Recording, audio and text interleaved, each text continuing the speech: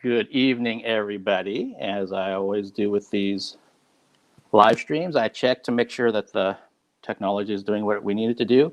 We're already having some issues with one of our guests. Hopefully, he'll be able to join us from New Zealand. Unfortunately, we actually had this problem the last time he was on.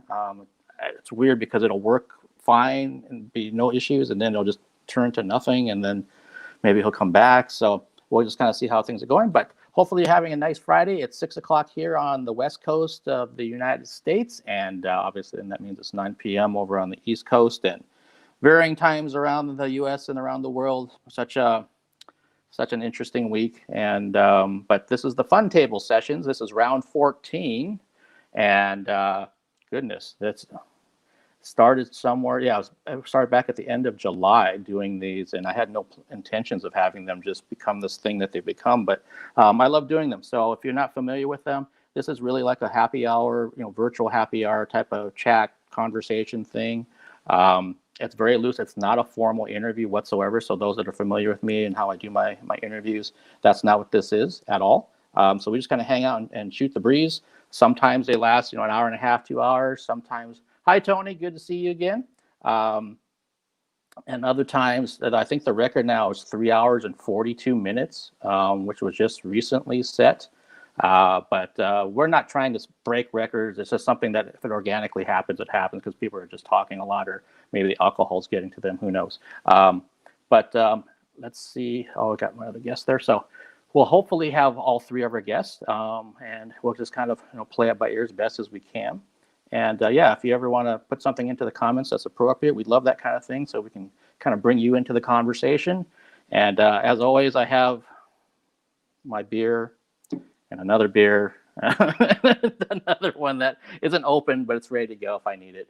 And I'm just glad that everyone's here joining us for this Fun Table Session round 14. I want to thank Caitlin Stokes from Corlix for doing my interview this afternoon at noon over here on Friday. And then I had Mariah Formica on Wednesday. And coming up, the only thing, I don't want to say the only thing, but right now that's set on the schedule is I have an interview with Liv Waters on Tuesday at 7 p.m. Pacific Standard Time. And then I'm trying to work on a couple other ones. And the next Fun Table Session should be next Friday. I actually don't have it set. I've been reaching out to some guests, and we're just trying to work through schedules and things. And even for my own schedule, it's been freaking crazy in terms of things outside of the media world this week. So that's why I've been kind of hesitant to try to book something if I have to end up changing it, because it looks like my hours that I do at my day job are going to switch to night. So I don't really know what I have to play with. But anyway, we'll figure it out as we go. So without further ado, I am excited, as I always am, for the guests for the Fun Table. And let's see. Let's start with the veteran. This I almost said her name. This guest last joined me on the Fun Tables at the end of August. So it's been just over 2 months. I actually had to look that up because I couldn't remember how long it had been. She was a part of the very first live stream I ever did, which was a Fun Table, which was number 3. Back in early August, and so she's done 2. She's back for a 3rd one. She is a member of the U.S. Army Band. She has an extensive opera background, illustration background, her pop/folk stuff with Miss Folkzilla, and just a wide variety of things. And she's always been a ton of fun when she's here. So let's bring into the Eclectic Arts Virtual Studio Nicole Bouffard. Let's see if we can get her in. Da-da-da. Hey, Nicole. Hey, veteran here. Yeah. I forgot. Yeah, I forgot it was like the 3rd one you did. It was the first one. That was awesome. Yeah, because you and John set the initial record, which was number 6. You guys, you did the screenshot for us and everything. And, yeah. And then that record got broken by number 11, and the number 11 just got broken last week. So, wow. I hope you're taking screenshots of silly things to celebrate the record breaking. You know what? I need to do that because I haven't. And so when we've gone past the time, I've been just lame. Probably too much alcohol at that point or something. Yeah. And I'm just not thinking about it. But it's great having you back. And here we are in November. Yeah. And just kind of plugging along, doing the best we can. So we'll kind of see what we have to talk about this time. Yes. Cool. All right. The next guest I'll bring in, we did an interview with her, she and her co-star, co-writer, co-director, also partner in life, back in August. And I had a chance to meet her, gosh, that was 2013 here in Seattle at a local horror convention. And she's a part of Darby Pop Publishing and Compound Fractures, the movie that I love. And they just put out Penance Lane in the spring, which I also love. So she's got a wide variety of things going on. So let's welcome in Renae Geerlings.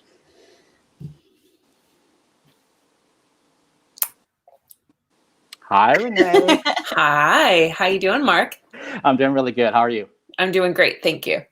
Awesome. So Hi, good. Nicole. Hi. So good to have you. It's always interesting to me that there's certain personalities that I think, gosh, if I could get them on the same fun table, it would be so awesome. And the three of you is what I wanted. So this is like awesome for me. Goals. Yeah. Awesome. I might just end up being a fly on the wall, just drinking and listening, which is perfectly fine. So starting the disco for you. Here you go. Nice. There we go. And let's bring in our third guest. I saw that he connected back, so hopefully things stay that way. I love his web series from New Zealand called Life is Easy. He and his writing partner, Chai Ling, has also been on the show, and I absolutely I was just watching it for the umpteenth time the other day, all 8 episodes, and I understand there might be a second season, but that's kind of still kind of off in the distance. But wonderful guest, a really great person, and so I want to welcome in from New Zealand, Mr. Cole Jenkins. Let's see. Yeah. Cole, No! Oh no. we can see you but can't hear you. It might be on mute. He's on mute. It's on mute. You're on mute. Let's see. It probably reset. Mm-hmm. It's still showing that you're muted. Ah. Oh.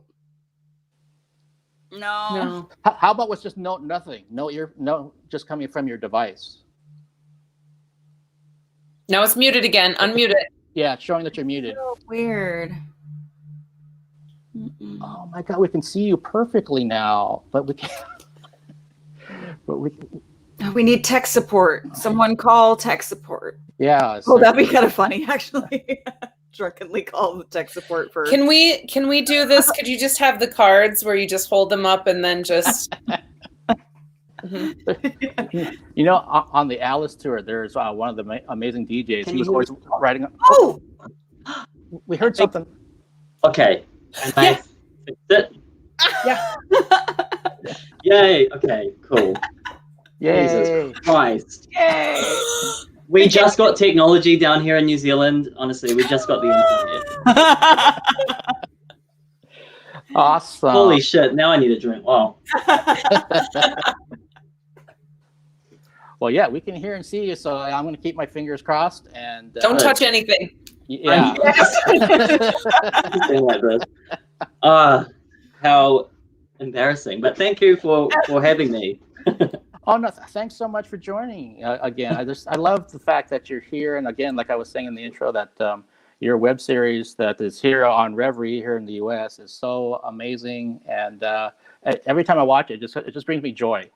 So thank you. Yeah, thank you. That's what we wanted. We want people to just have some fun when they watch it, and we really appreciate you watching multiple times. That's wonderful. Yeah, I almost feel like I'm getting to like that weird line of am I a fan or am I getting a little creepy that I'm watching? Reciting the dialogue. Yeah. Yeah. Session. There's that part at the very last scene of episode 8, which is not too much of a spoiler, but it's your character playing Jamie Lee, and you're trying to open the bottle of beer and you go, no. And yeah. I've actually done that a few times, but I didn't know where it came from. Just kind of subconsciously, I was like, if I dropped it, I go, no, and then I realized it's from you. You're in there, Cole. You're in there. I drilled my way in there. Good. Yeah. So whatever you want to do, just keep throwing it my way, and I'll just kind of become your zombie or something. Sleeper agent.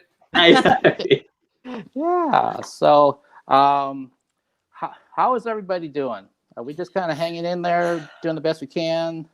I mean, it's 2020, so I feel like in some weird way, this has been the fastest year I've ever experienced, and also the longest year I've ever experienced. So, yeah, I'm in some kind of weird time taffy. Yeah, it feels like everything's been dragging on for so long, and then suddenly it's November, and you're like, yeah, crap. Yeah. How did that happen? Whereabouts are you three? We're in the States or in the world, or I'm not sure exactly where you all are. I'll go. I'm in Maryland, and I work in DC, so I'm on the East Coast. Mm-hmm. Yeah. And I'm in Atlanta, Georgia. Great. All eyes on you at the moment. On me specifically. Yeah. That should be. My one ballot. Yeah. Yeah. And I'm still in Seattle. So Yeah, cool. Man, I can't imagine. It's stressful over here. We're anxious over here watching what's going on there. Can only imagine what it's like to be in there. It's wild. I love hearing global perspectives on what's happening, because I think when you're in it, you kind of, you get lost in the chaos. Yeah. So it's always interesting to hear what the rest of the world is thinking. Yeah. So tell me more. What are my 2 cents? I mean, we're just, watching here. I think, I'd like to think that the majority of New Zealanders are on the blue side of the scale, but I don't know, we've just had a marijuana referendum here. Oh, wow. And it was literally whether to make, decriminalize having it on your person, and also legalizing growing it yourself, and possibly opening dispensaries and stuff like that, like they have in other parts of the world.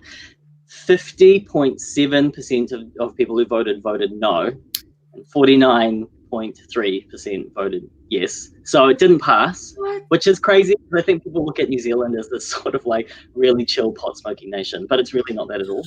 It's quite. It's quite. I don't know. I don't know that I ever just equated those two things randomly. I don't know. Some people do. People think we're all quite chill and like that. Chill. I think of you of like lamb eaters. I don't know why that's true. We eat a lot of lamb. A lot of lamb. Yeah, but So I guess we as a nation are still actually quite divided as well on certain things, like almost right down the middle, which is really interesting. But yes, watching everything that's happening in the States is pretty crazy, especially because we get all the I don't know, in my worldview I get lots of see the bad stuff, and then I go, well, then how can all this bad stuff is happening, so why do you want more of the bad stuff to happen? It doesn't seem logical to me, but I mean, I'm not there, and I get it from other sources. So yeah. I'm just very happy and feel very lucky to be in New Zealand and be a New Zealander. Yeah. Pretty fortunate. I have not been to New Zealand. My husband has filmed in New Zealand, and it's one of his favorite places in the world. So. Oh, cool. Yeah, I've heard similar sentiments that it's amazing. And someone told me that it looked like Christmas all the time, and I don't believe them. Well, American Christmas is like snow. Yeah. Like they said, the buildings all looked like Christmas. Like, is that any of that possibly ring anything like stone buildings? I mean, in the South, there's lots of stone buildings in the South Island. Just because it's very different, he said, from the north to the south, because it actually extends quite a way. So yeah. And if he was shooting, he probably shot. Oh, sorry, Nicole. Oh yeah, no, I always thought it was more like a lush, maybe even warm. Yeah, I mean, it's pretty tropical here. Tropical, yeah. Yeah, it's pretty tropical. Like now, it's really hot, and even in winter, it doesn't get super cold. But you do have some areas of kind of high altitude, right? Where in the South Island, there's the Southern Alps down there, and some Southern Alps. The Southern Alps. I've never heard that before. That's cool. Yeah, that's what they're called. Nice.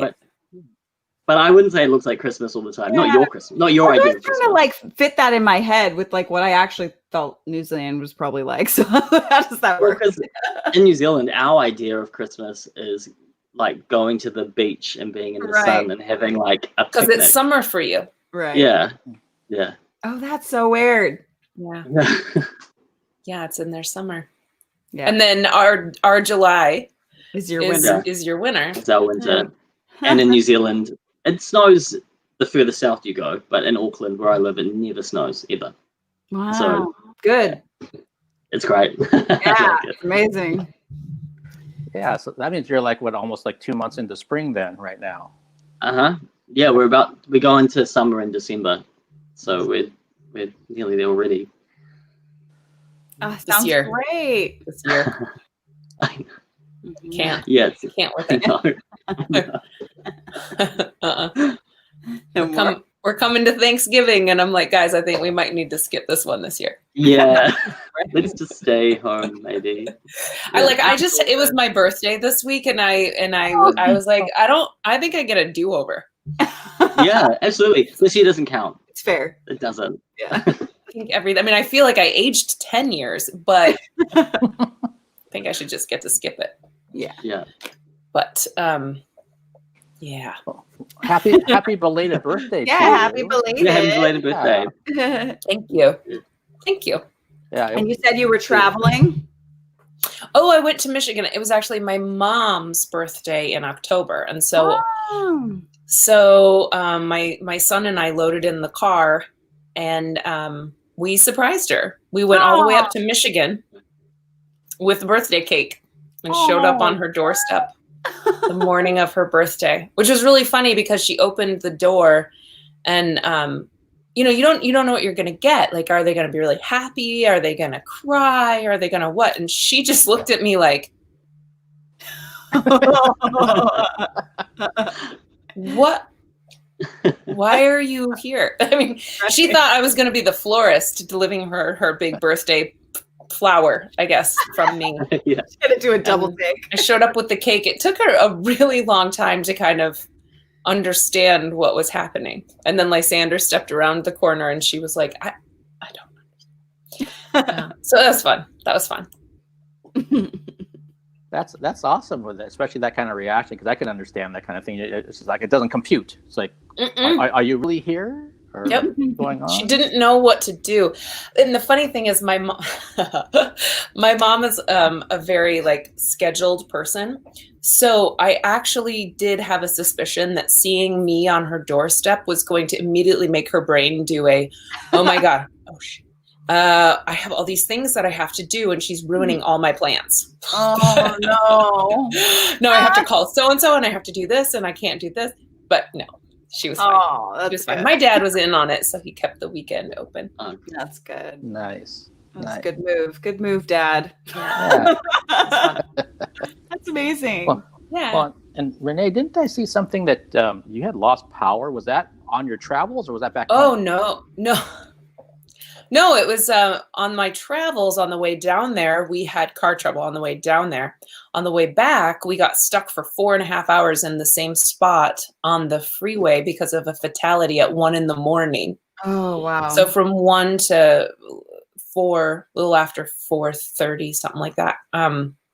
We were stuck on the road, and you can't. What do? You're stuck on the freeway, surrounded by semis. You can't tuck in and take a nap. You have to just sit there and wait for cars to move ahead of you for a really long time. So that was the way back. And then we got back, and I slept a little bit, woke up in the middle of the night, and the power was out. But that was because of the Hurricane Zeta that came through and knocked power out for over 1 million people in Georgia, I think, had no power, and we had no power for 17 hours. So yeah. Oh, wow.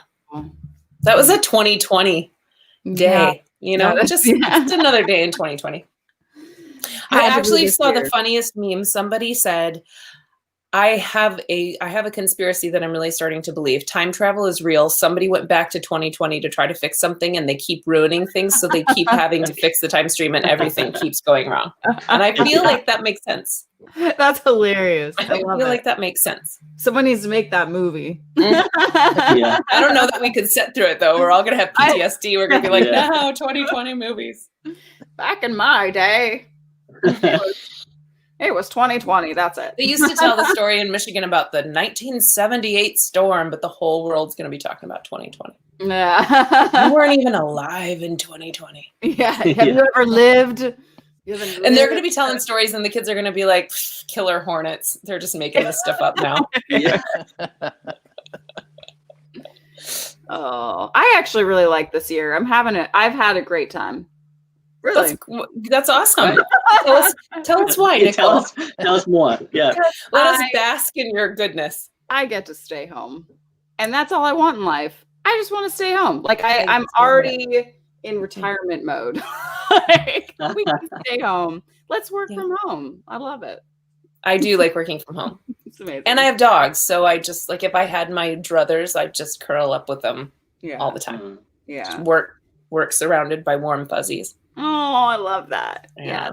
Just realized like how much we work. And when COVID hit, it was like, why we keep going at this pace? It's like, maybe this is a sign to everybody that we don't need to be working this much. Like everyone just needs to chill out. Things are going. Did anybody really take that message? Because then Zoom started. And now not only can they call you at any time, but now you can work at any time. They can see you at any time.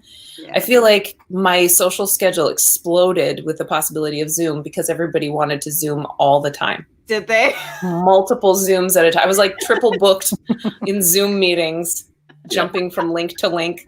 Yeah, yeah. Got a little crazy there for a while. It was like that was the moment I realized was like, we don't need to. Like, people weren't stopping though. People don't stop. Yeah. It's like, but we don't need to. Yeah. Kind of. Cole, what was it like in New Zealand? What were the restrictions like in New Zealand? I know Australia was pretty strict, right? Like they just came off of. What was it like in New Zealand? Well, back in March, I believe, was when we went into our first lockdown, level 4 lockdown, they called it. And that was basically everything is closed except essential services. You could work from home. You were like allowed to go out and stuff, but you go out for a walk, but you had to stay like, I think it was 2 to 3 meters away from anyone that wasn't in your home bubble. Mm-hmm. And so, and it was like that for 5 weeks at level 4. And then we went down to level 3, which meant that you could still really should work from home, but other, I think like construction and stuff could start again, so long as they worked within their restrictions. Mm-hmm. But still bars and restaurants and schools couldn't open. And we were there for another 3 weeks. And then level 2 was when restaurants and stuff could start opening up, so long as they kept people distant. And then level 1 is where we are now, which is basically you can do whatever you want.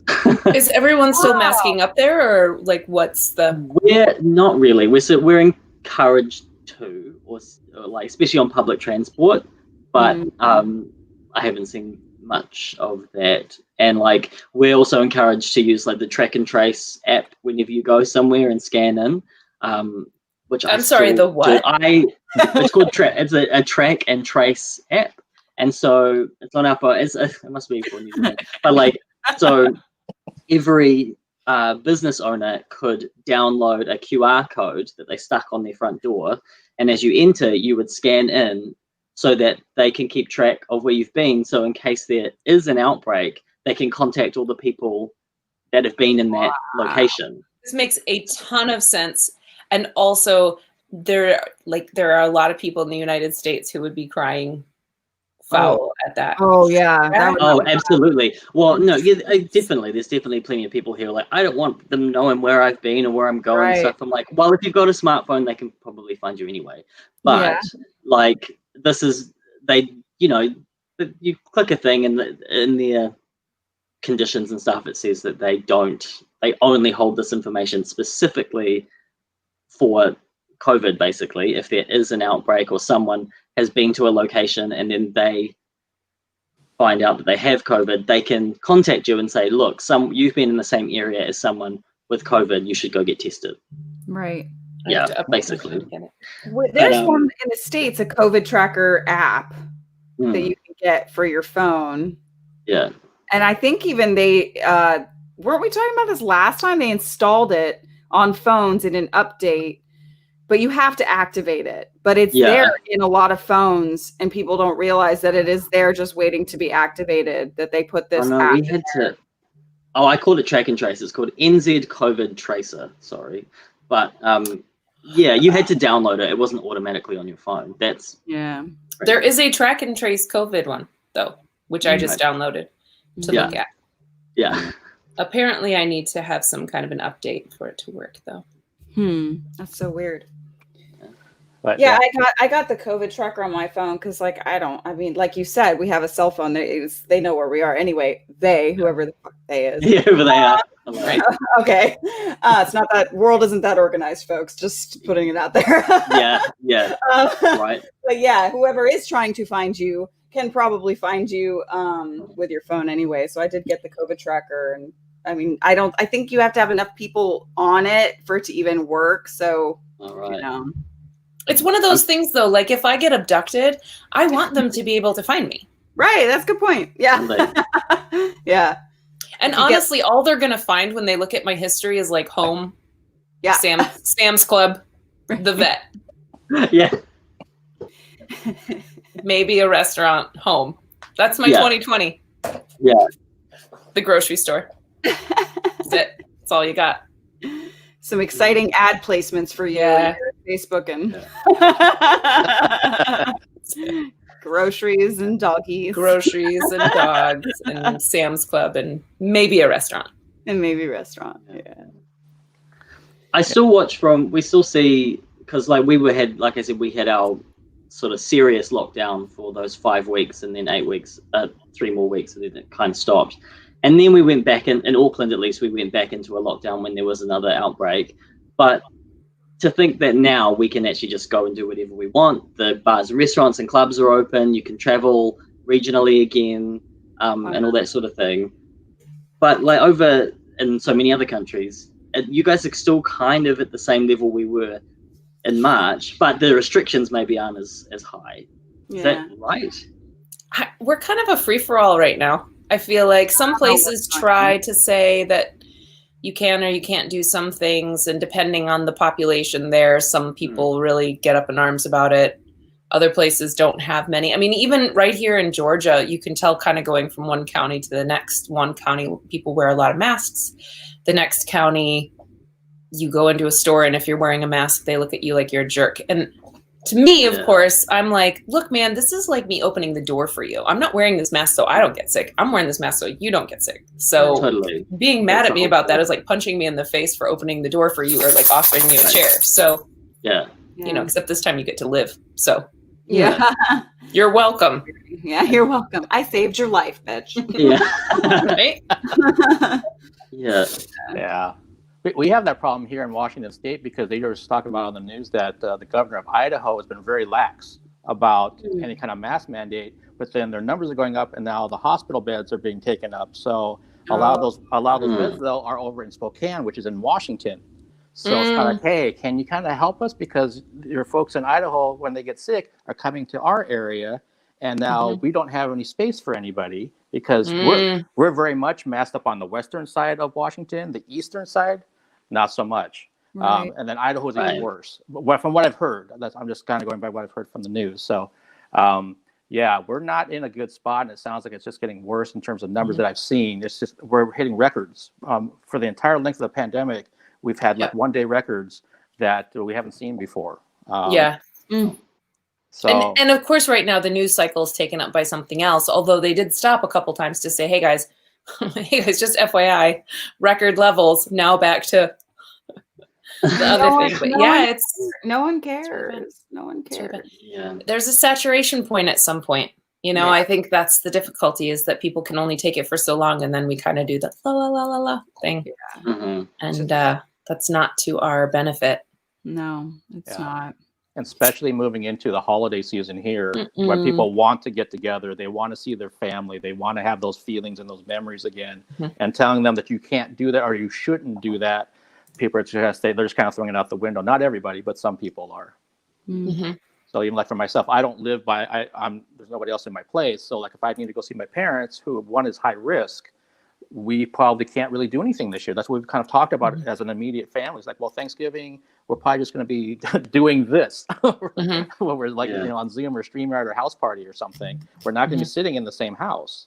And maybe next year we'll be able to do, go back to what we know. I mean, you could do what they're doing here with filming, which is, copious amounts of COVID testing. For example, I just filmed something here in Atlanta, and we had a test on Friday. We were filming on Tuesday. We had a test on Friday to get a negative. And then on Tuesday, had to test again before you could be on set or on Monday, test again before you could be on set on Tuesday. So, and before we went to see my mom, we went in and got the COVID testing. And that's why we drove, because, if you're going to do a gathering with people who are older, you definitely want to make sure that you're not Typhoid Mary. That all sounds really sensible. I mean, it's possible, but it's not great. I mean, it's pain in the butt to test, but it's sure a lot less of a pain in the butt than dealing with somebody in the hospital. Yeah, I feel like that. And shutting down your whole production. Right. Have you guys gotten the COVID tests so far? I have. Is it the nose? Yeah, the nose one. So I learned a lot talking to people who do it all the time, and they're like, yeah, and everybody, it's like different on both sides, and some people it really bothers them, and some people it tickles me on this side. Yeah. I have to sneeze, and I start laughing, and so it gets stuck up there. I suppose that's optimal. No. Okay. It's just a weird thing, though. That's good. It's like a big old dry Q-tip. That's Whizzle. Yeah. Renae, did somebody have to do it for you, or did you do the self one? No, the production has an office, a COVID testing office, where they had 3 stations with nurses who administer the COVID tests, make sure that they stay sterile and that they stay separate, and that they're all properly labeled and sent in. They're doing a lot of them, though. It's like a mass testing facility. So okay. It's nice. It's nice that you don't have to worry about it yourself. You just show up. Yeah. What I find interesting with that is that that's something that then had to be placed into the budget of the production. Oh, and it's so which expensive. is something you would never have considered pre 2020. And I'm very curious to see what happens after we come out of this, when we realize maybe we keep some of the stuff. I don't know. Yeah. I don't know. Like, what's going to never go back to the way it was? Because there will be something. There'll be some stuff. Yeah. We talked about that in one of the other fun tables, more about is there something that the guests wanted to see continue that's become a protocol. So that, for example, I like the 6-foot distance in the grocery store. I like not having somebody breathing down my neck. Yeah, that's a great point. So I have no problem if that continues, but some other things I want to see go away. Yeah. I like that. Like, social distancing should be permanent. Stay the fuck away. I think so. That's very American of you, Mark. They have much less of a personal space in Europe, I've discovered. Oh gosh, really? They don't care. It's not a thing. So much, and in America we definitely take up a lot of space. Ooh, yeah. I don't like people being close to me. What about you, Cole? Yeah, I guess the social or physical distancing is fine. I don't know. It's such a different story here in New Zealand, because basically everything's back to normal now, pretty much. I'm so jelly. I know, so am I. Just a little quite soft brag, but it's pretty much back to normal. We can go and socialize with our friends. And your numbers aren't going up right now? Well, no, you're in summer too. You're in summer, so your flu season is probably in about 6 months, because we're heading into our flu season. Yes, exactly. I mean, this basically only picking up cases through the border. So when they enter the country and they have to quarantine, then they pick them up in quarantine and everything's sorted. Like, I think recently there has been like a few community cases in Christchurch, which is in the South Island, but only very few. And that's with people who work in the facilities that run the quarantine. So it's all traceable back to like a source. So that's good. But yeah, there's still lots of people coming back into the country that have it, but then they're quarantined and looked after and it's fine and doesn't get out into the community, hopefully. Yeah. Yeah, but so we're just, you know, fancy free Saturday. Maybe I'll just go out and socialize for you Fancy guys free, but not pot smoking. But not pot smoking. Well, you can still smoke pot, but not legally. So So you don't even have the medical thing going on, like you get. Well, that's another thing. No, I don't even think medicinal marijuana is like fully legalized here. I might be wrong. Someone comment below. No, I don't know. Someone's gonna let you know later. Yeah, I haven't read I'm up. gonna do some research right now. They're gonna find you on your phone. Yeah. Even like CBD, you can't really get here. You can have CBD prescribed to you by a doctor, but it's still quite expensive. You of course can source it in other ways, but it's not legal. Have you tried it? Yeah. CBD? Yeah. Yeah. Oh yeah. You guys like it? We actually, there's a brand called Sub ID. I am not paid for this. They have an oil tincture, CBD tincture. I'm going to tell you, for sleep, it is really effective. I have a little Fitbit, right? And I can tell every time I've taken CBD before I go to bed, my sleep patterns are very steady and I don't wake up very much at all. And my heart rate stays low and my breathing stays. It's interesting that we can measure all those things now at home, right? But there is a measurable improvement when I take CBD before I go to bed. That's awesome. And I'm a good sleeper anyway. So the fact that my sleep gets better is crazy. Nice. Wow. Yeah. You like it too, Nicole, Mark? You guys use that? Have you tried it? I haven't, but Cole, did you? Yeah, I've used it a little bit. My husband, I got it for him because he can get quite anxious and suffer from a lot of anxiety, and so I got it for him to help him out. And he said within a couple of days of taking it, it completely changed his levels of anxiety. He says he still thinks about the same things and maybe worries about the same things he would worry about, but his body doesn't go into that state of fight or flight. He doesn't. The adrenaline doesn't release. The adrenaline doesn't release. It just kind of goes, okay, I can think about this more rationally and not freak out about it and not ruin the rest of my day, you know? So that'd be pretty, nice. I know, it's pretty amazing drug. And so it's crazy that over here people still aren't, well, in lots of places it's still not really seen as something that is as good as it is, even though with all the medical proof and scientific proof, like, but it's related to marijuana, so therefore it's bad. There was so much work done to really vilify marijuana and all things marijuana, especially in the 80s, that it's hard to undo that. And even before that, didn't it start with actually like hemp being like, there was a guy that created some like rope, and then he didn't want the hemp to be like competing with his rope. So he like vilified the hemp so he could have his. Oh, I don't know. Rope. I don't know. That's crazy. Yeah.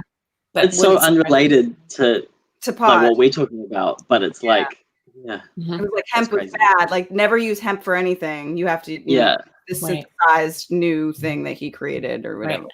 I guess it actually really started in the 60s though, right? Because wasn't that was when the whole hippie movement, and they tried to bring hemp back, weed out like it was the awful hippie drug. Oh yeah, that too. Those hippies who were so violent. And is that when the war on drugs started? When did the war on drugs start? Was that the 60s? The war on drugs really started in, I mean, depending, it's had a lot of waves, but the 80s with the Reagan administration was a big push. Yeah, I tried CBD and I have anxiety and I don't know what it was. Well, first of all, this is before I knew I'm not allowed to take it. I'm in the military, not allowed to take CBD, not allowed to smoke pot, obviously. CBD. Yeah, they don't want us using any hemp oils or anything derivative of it in case it would fail a drug test. Yeah. So the military just says don't do it. But I did try it before I knew this. And it made me feel like angry. CBD did? Yeah, Really? like I took it in my car and I was like on the verge of a panic attack, and I was like, I'm just mad all of a sudden. I was like, is this like psychosomatic? Because and I felt like crap. Wild. That is I have the opposite effect of with marijuana that anybody else does. And every time I tell them like I can't do it, because basically it's like I've taken acid and it's bad and it's horrible. And nobody believes me. I believe you. It's true. Oh, it's awful. I ride, I can't get off, and never want that. Oh no. Wow. Yeah. It is a hallucinogen. Like, yeah, it is a hallucinogen. That's what it is. Yes, it is. So people are dumb if they don't believe you. Yeah. They just don't know what they're talking about. It's not good. It's not good. It's not a fun feeling either. Uncomfortable. Like, have you heard that recording of the cop that took the weed? And like his wife calls it 911 because he ended up like making it into brownies and eating it, and he thought he was dying. And so the wife's on, there's like this recording of the wife, like, and you know, he's like over there freaking out saying he's gonna die, and like she's like, I just, you know what, and he's the problem is he's an officer, he's police, so I don't know, what can we do? He's not supposed to be, but we think he's having a heart attack. Like, it's like a really funny like recording. I don't know if it's real or not, but it's hilarious. Yeah, it's been around for a while actually, so it might be real. I'm gonna have to hunt that down. Pretty funny. That's funny. Yeah. Wow. So if you're taking CBD, would that show up then in a drug test, like for a job? I don't know. It depends on the test. Yeah. On the test. And some like CBD oils, depending on how, I don't know, I can't remember the right terminology, but like how they distill them down, they might contain traces of THC still. Yeah, trace amounts. Trace amounts. So after continued use, it can build up in your system, and then it can be seen on a drug test. But you can get ones that don't have any. But I think a lot of them just have very trace amounts of it. Okay. That's what shows up. But I don't think CBD shows up. No, right. Yeah. That's well put. Yes. Yeah. I did some research. I had to do some research. So and maybe I shouldn't ask this live, but who's listening? Yeah. So you were able to get it in New Zealand? Yes.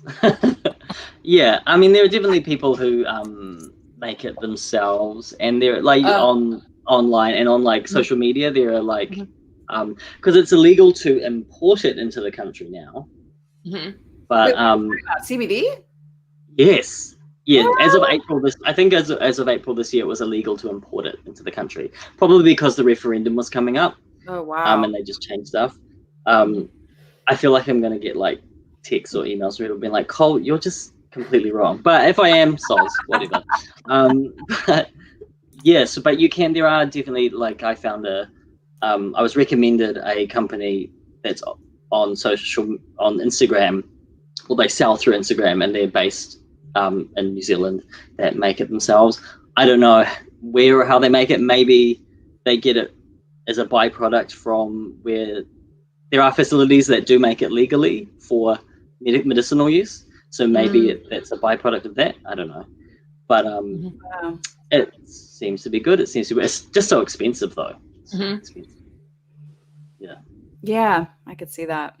I think one of the other issues too, as far as like drug testing goes, is how much THC, but it's also not as regulated. This is also the issue with vaping and things like that. It's just not regulated, at least in the States. So it's impossible to really, really know for sure what you are getting unless you have a lab at home or you're making it. Exactly. You just have to trust, what people tell you. And I don't trust no one, so.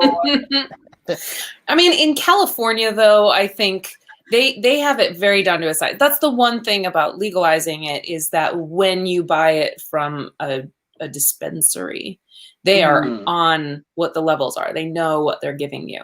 Yeah. And also, it's just crazy how many things you can turn it into. Mhm. You know, it's like we got muffins and Rice Krispie cookies and candy and Yeah, lotions and energy drinks, and it's. My grandma uses CBD lotion, and for her arthritis, says it works amazing. She's like 84. It's crazy. Yeah, that's so. Yeah, it's incredible stuff. It's really incredible stuff. My brother swears by that too. Interesting. That's cool. Yeah. Wow. We're running this for you, Mark. Is that okay? There was one which I want to say was Fun Table 8, and I had a journalist on who was a big film buff, and he connected with the director in Germany, and I just sat back. I think I said 2 sentences that entire 2 hours or whatever it was, and that's perfectly fine. I have absolutely no issue with that. It's kind of cool when other creators just kind of have topics to talk about, just things in common. And the only reason I asked about the drug testing thing is because I had to do a pee test this week, so I was just kind of wondering. I thought you meant just like right now. You were like, no, I just have to. So I'm gonna go. Well, I could if you want. I'll just do this, But yeah, because there's obviously they give you all that information on the paper about what you shouldn't be, in your system and all this other kind of crap. And I'm kind of like, would that actually show up or not? And I don't smoke pot, and I haven't tried CBD, but I think Nicole, you were just talking about, was it your grandmother was using the lotion that was really helpful? I know my mom was using it, I think, on her knees, because she's had knee problems for a long time. Then she eventually got some surgery done, but I think it was something that was really helping her too. So I hear a lot of positives coming from people that use it from all different uses, and it's kind of, especially, and like Nicole, Renae, when you were talking about your sleep stuff, I've got really bad sleep habits. Oh, you should definitely try this. The one that we use, I think I said before, is Sabaidee, Sabaidee. And Tyler did a lot of research on what was the purest, best oil, and that was the one that he found, and he loves it. He uses their lotion on his knees and shoulders and whatever else aches. And the Mega Good Vibes. That's what it's called. Mega Good Vibes oil. So legit. Wow. The company that I got mine through from, they do this product called I think they call it Cannabis, like BEE, and it's like CBD infused honey, like Manuka honey. Yeah, and they also do, and they've also got like a honey and Manuka honey and CBD infused lotion as well. But they do have like actual honey that you can eat. It's ridiculously expensive. Manuka honey is ridiculously expensive anyway, if it doesn't have CBD in it. So yeah, but because and Manuka honey has like healing properties as well. So it's like this super antibacterial. Yeah, exactly. We used to when I was a kid, if you got a graze or something, you put it on a plaster and stick that on to like help clean your wound, which is true. I've told that to some people, and they're like, "You put honey in your skin, gross," but it works. I read the Outlander series, and I learned all this stuff. Nice. I was like, "Really?" Yeah. Google that. Yeah, it's true. It's true. Now, Cole, you're a huge horror fan. I am a huge horror fan. Oh, don't quiz me though, because I don't know like logistics. I mean specifics. I wasn't going to quiz you. I was going to ask you, because there's a lot of different types of horror. What is your favorite horror? You like the franchises, you said. So things. I do. So do you like the horror horror, like a Nightmare on Elm Street, or like yeah, sometimes. I think I prefer something. I usually prefer things that are a bit more supernatural and could almost be based in reality if I believed in certain things. So I could almost be like convinced that it's real. I like things like that. Okay. I love monster horror. Okay. I love practical effects. If a movie's got good practical effects, I don't care how shit it is, because I'll just be like, I would just be in awe of it, because I'll be like, how do they do that? It's amazing. Yeah. Yeah, I think I watch a pretty broad range of horror movies, though, especially now that I have Shudder unpaid. I can watch like heaps of different, heaps of different things. Yeah. So Cole is importing marijuana and he's pirating. That's what I took away from this. Oh my god! No, For those that not true. For those that have just tuned in, I was kidding. yeah. You had to be Someone's there. like bashing. Something hear the police bashing down my door. Oh no! I don't think so. Stop talking to the Americans. We've got some blackmail material on Cole. Yeah, I know. Fully recorded. Oh man. Oh well. Too funny. I was Yeah. kidding. Go to work on Monday. They're like, so Cole, we need to talk. You're like, look, it's the internet. Anybody can say anything. Exactly. Not my fault. Nothing illegal. Oh. As far as I'm aware. I didn't. Nicole, are you a horror fan? I like horror. Yeah, I don't like super bloody stuff though. Like stuff that's just slasher, I'm not into. I like psychological thrillers. I love like science fiction. So science fiction horror crossovers are pretty cool. Yeah. You wrote a children's book, or did illustrations for a children's book, right? You muted. Yeah, She got so excited she should did. have. I'm like, no, get over this. I do that cheek mute. No, I'm just kidding. I cheek mute people all the time with my phone when I'm like super excited, and then all of a sudden they can't hear me, and I'm like. Yeah. I did want to hear about that children's book because I don't have it, but I stalked you on the internet, and it's a children's book about fear. Yeah, it was written by Tosh Cox, who's the mutual friend that introduced me to Mark through their band Alice. She wrote the story, and then I illustrated it. So, little Fear. Very cool. Fear's so cute. It's a little puffball. That's cute. With a scary shadow, a big scary My shadow. fear is not like that. This is the real fear. This is the real fear. Scary shadow, but really just fluffy. I like it. It's a very cute Cool. story. She did a great job. Yeah. That's awesome. Fun. Yeah. Yeah, It's horror. Oh, I'm sorry. They actually did a reading of it during the Alice tour. So they had some professional voice actors Yeah, we did. portray the characters and did a whole virtual thing where you got to hear the story come to life. Yeah, That's awesome. It was so cute. It was great. It's a little bit of a tear. It was tears in my eyes hearing someone read the story out loud. So yeah, it's a good. That's good awesome. story. But yeah. So horror. What was the? So was it just that fans of horror? So you guys are both doing like TV people and film people. So do you do horror stuff? I have been involved in a few horror films. Mm-hmm. Cool. I haven't. That's where you leave it. I haven't. I would love to. Yeah. My writing partner and best friend Chai Ling, we wrote our web series together. We have been developing a horror play, just to try and, because I'm a huge fan of horror, and I used to live with her, and I used to make her watch horror movies with me, and then use them against her to scare her before we went to bed anyway. Yeah. So I'm a little brother. I'm the youngest, so of course I do this. Aw. But we had, when we lived together, we thought, I wonder if we can like translate this sort of feeling and fear that we watch in horror movies into like a live space. So when we lived together, we would workshop and try these things out. This was years ago, but then we. When we're doing it in our own sort of apartment, we then ended up freaking ourselves out too much because we were doing it with, like, there wasn't a separation between like our safe space as a home and this freaky place where we would try and scare each other. Oh So, no! I know it was a bad idea. We did it for a while, and then we were like, we actually need to stop because we can't actually walk down the hallway.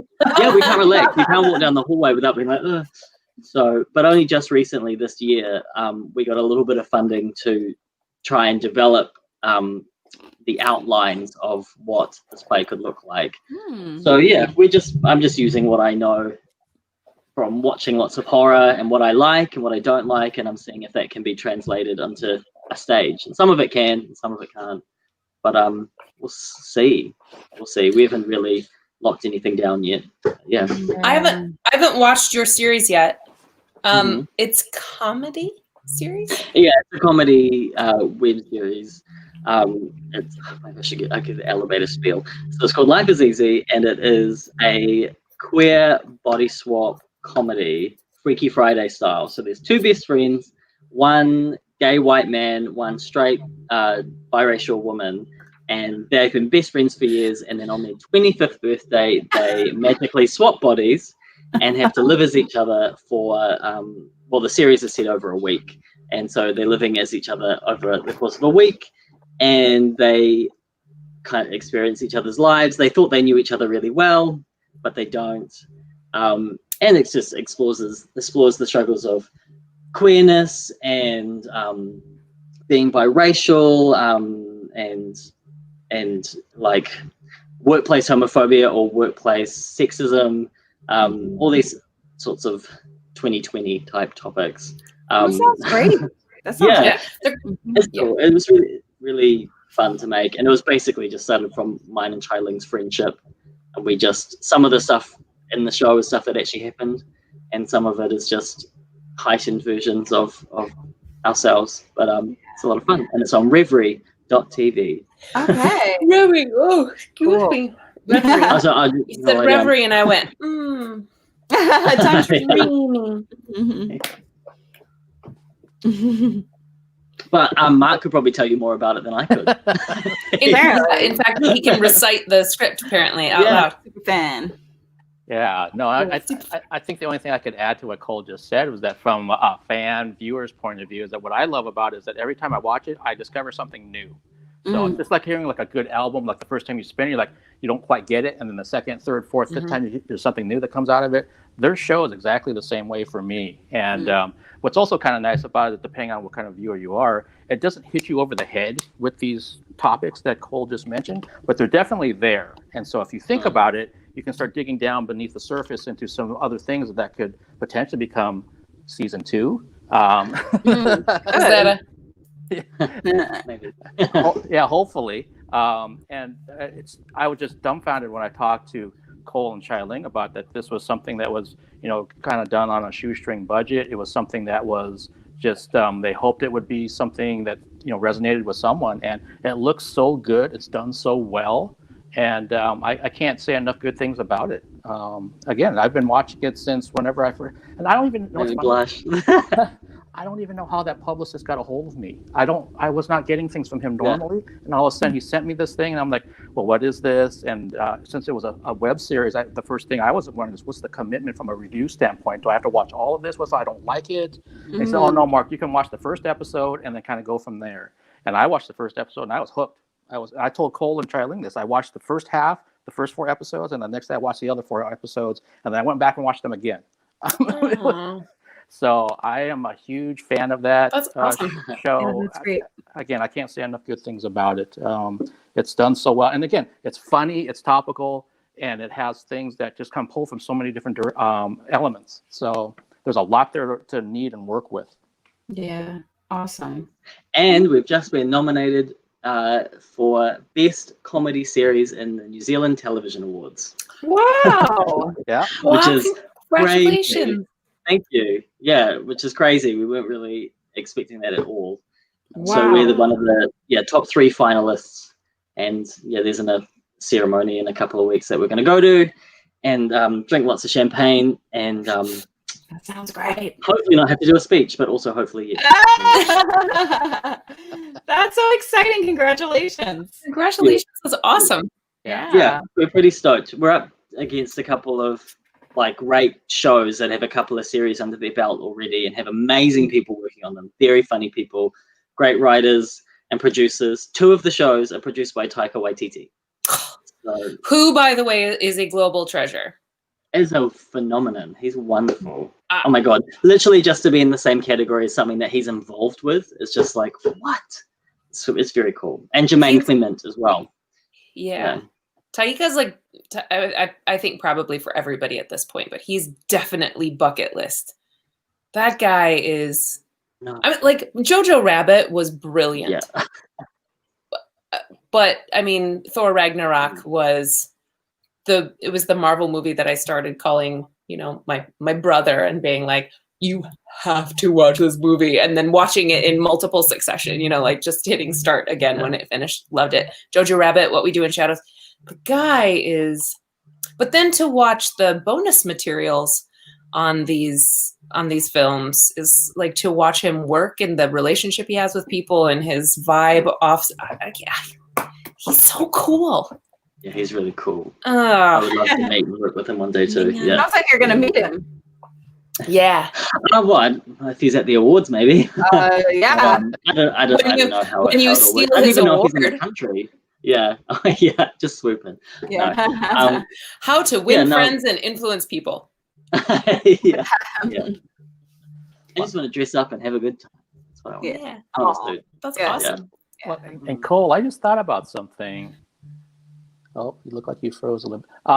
You made a cameo appearance in a funny / serious horror movie, Dead. You have a cameo at the very end. Oh yeah. when oh yeah, you've talked to Hayden. Yeah, eh? yeah. So when Renae asked that question, I said, yeah, so you have been in one, but yeah, as a cameo appearance at the last. I suppose I have. Yes. Yeah.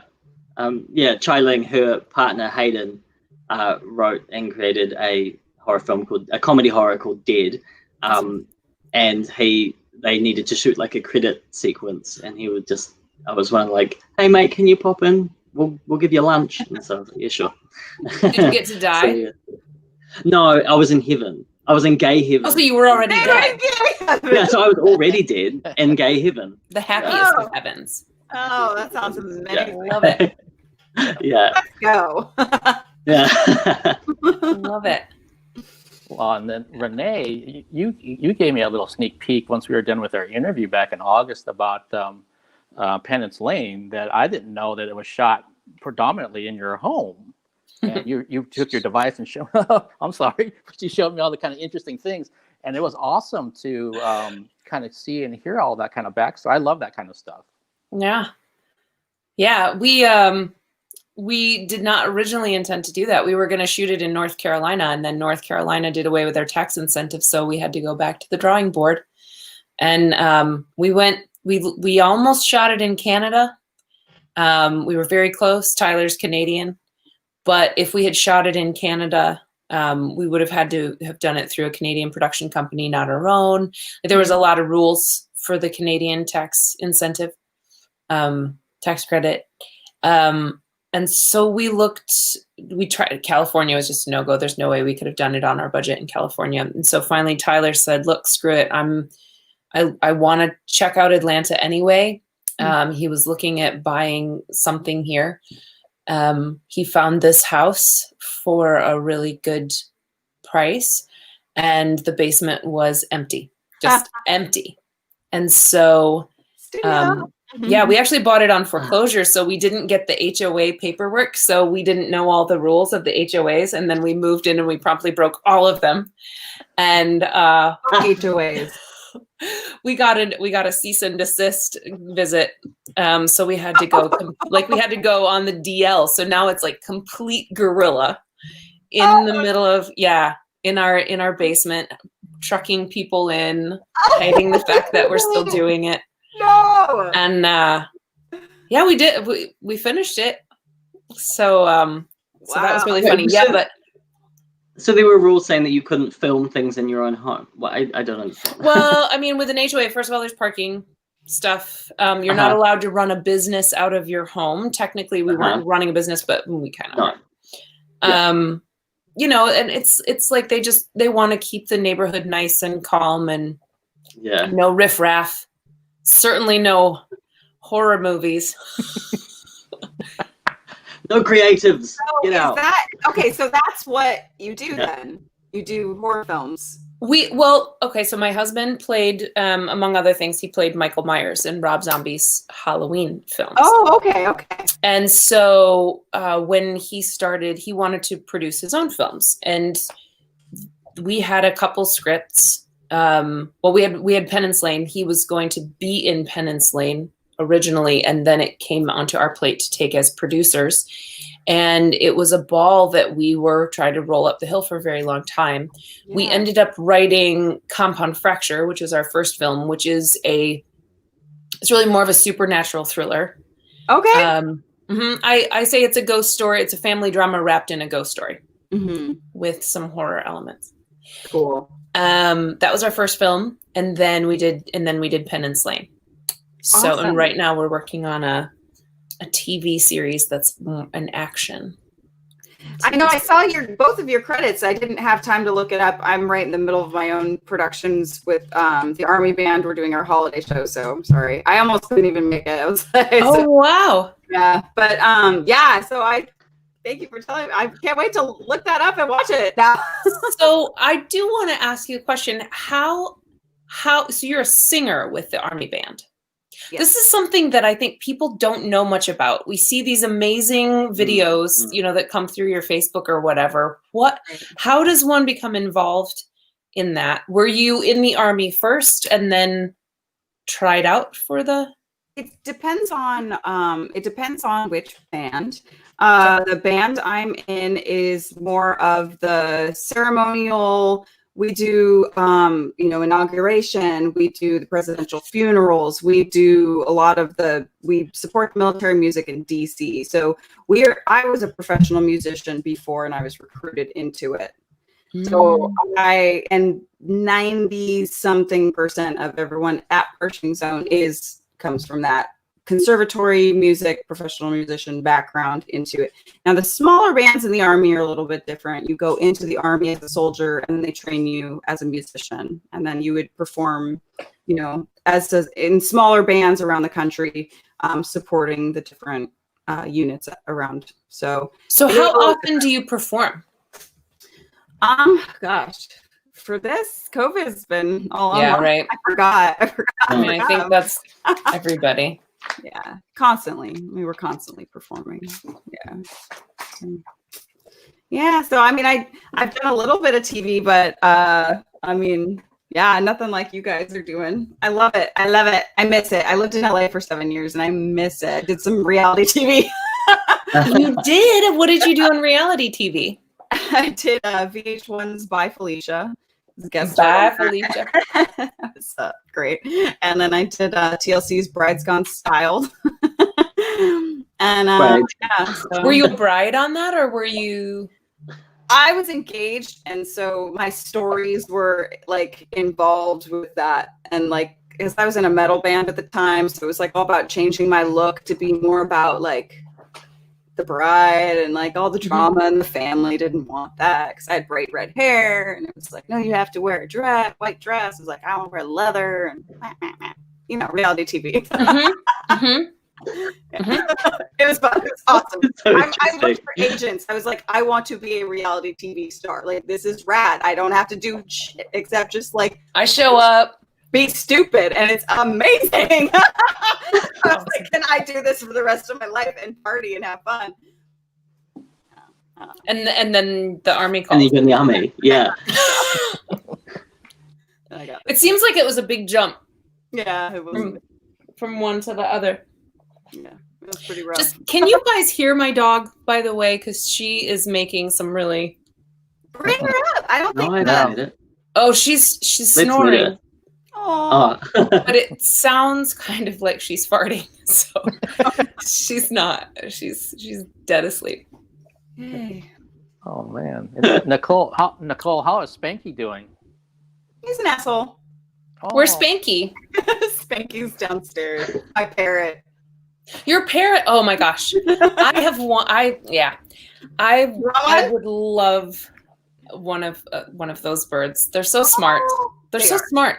They're so long lived though. You have to be really careful because you have to have a plan. Yeah. Do you know what kind you would want? I don't know. The gray parrot is the one that's really super smart and talky, right? The gray, African gray. Mm-hmm. But I think a friend of mine had a cockatoo, and it was so smart. Those birds are fucking insane. Oh, well then I don't want that one. Then no to that one. They're crazy. No to that one. Oh my god, I love that. I know nothing about. Yeah, don't do the cockatoo. birds, especially domesticated birds. I'm a cat man. So it's just like seeing your reaction to a cockatoo is very funny to me. No. I almost did a spit take. They're all over Australia. I know. New Zealand too. Sorry? Are they in New Zealand too? Cockatoos? You can get them in New Zealand, Okay. but they're not as They're not free flying like in Australia. No. In Australia, they're like legit the birds of Australia. Like they'll just like rock. Yeah, and they'll sit outside your window in Australia and just scream at you. Oh my god, they're so crazy. Yeah. My husband used to live in Melbourne, and I had never heard one before. And then we went, and then when I was staying there with him once, this horrible, like blood curdling sound woke me up. And I was like, "What the fuck is that?" And he's like, "Oh, it's just the birds. It's just like they're crazy." Oh, it's just the bird. I feel like that Hitchcock movie needs to be redone in Australia at this point. Absolutely. I think it would be so fabulously horrifying With cockatoos. with their little attitude hats. Throw things and stuff, and they scream, and they're just fucking crazy. Never, don't get a cockatoo. Do not get a cockatoo. You will like regret that. I love them though; they're very sweet. They're actually the most cuddly of all the parrots too.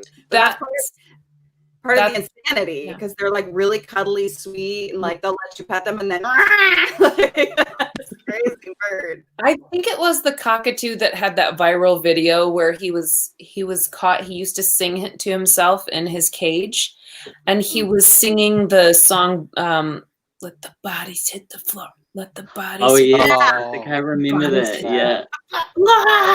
And he's in his cage singing to himself. Oh, I fell in love. I was like, that's my soulmate right there. You do sound like you might be a bird person because it's kind of like a masochistic thing. But it's like, you love how ridiculous this animal is, and it's nice to do, and it's mean, but it's amazing at the same time. That's what my husband says about me. So we're probably a match made in heaven, me and cockatoos. She's crazy and she's mean. And you just love her. But beautiful. But beautiful. But beautiful. It's a bird. Funny. Why is Spanky acting like an asshole right now? I don't know. He just is. He he flies on me and bites me. Like now he's into this thing where he flies on my head, so he'll just chill on my head, which is actually better because I'd rather it be on my head than like on the rest of my body because it's annoying. To choose, I don't have a shirt after COVID. I don't have a shirt that doesn't have a hole in it at this point. It's like choosing holes. He's just a jerk. Does he like you being home more? Oh yeah. He does. Yeah. Or is he like, get the heck out? No, he's very needy. Very needy. Very needy. Not as cute as your oyster. She's kind of aesthetically challenged. Yes. Oh She's no. a little. This is so cute. So cute. Oh. She's not even real. Like I've had her for several years and she's just not even. I feel like she kind of looks like a stuffed animal that moves, like an animatronic. Yeah. Oh my gosh, her little head. Cute. Yeah. That's the cutest dog ever. This is 2 fun table sessions in a row where we've had lots of pets come on because last week we had one of the guests had just gotten like a brand new mini golden doodle puppy.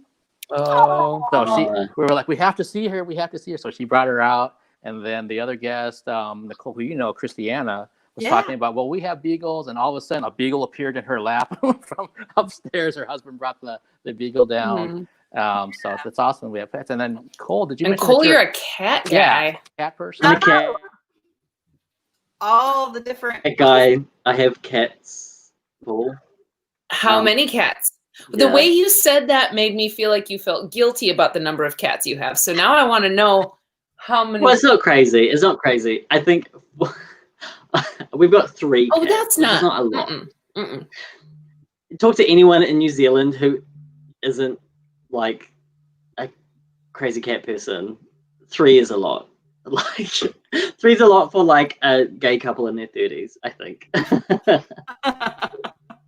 But it was an accident. We had two, and then one went missing, and we thought he died, so we got another one, and then he came back like 3 months later.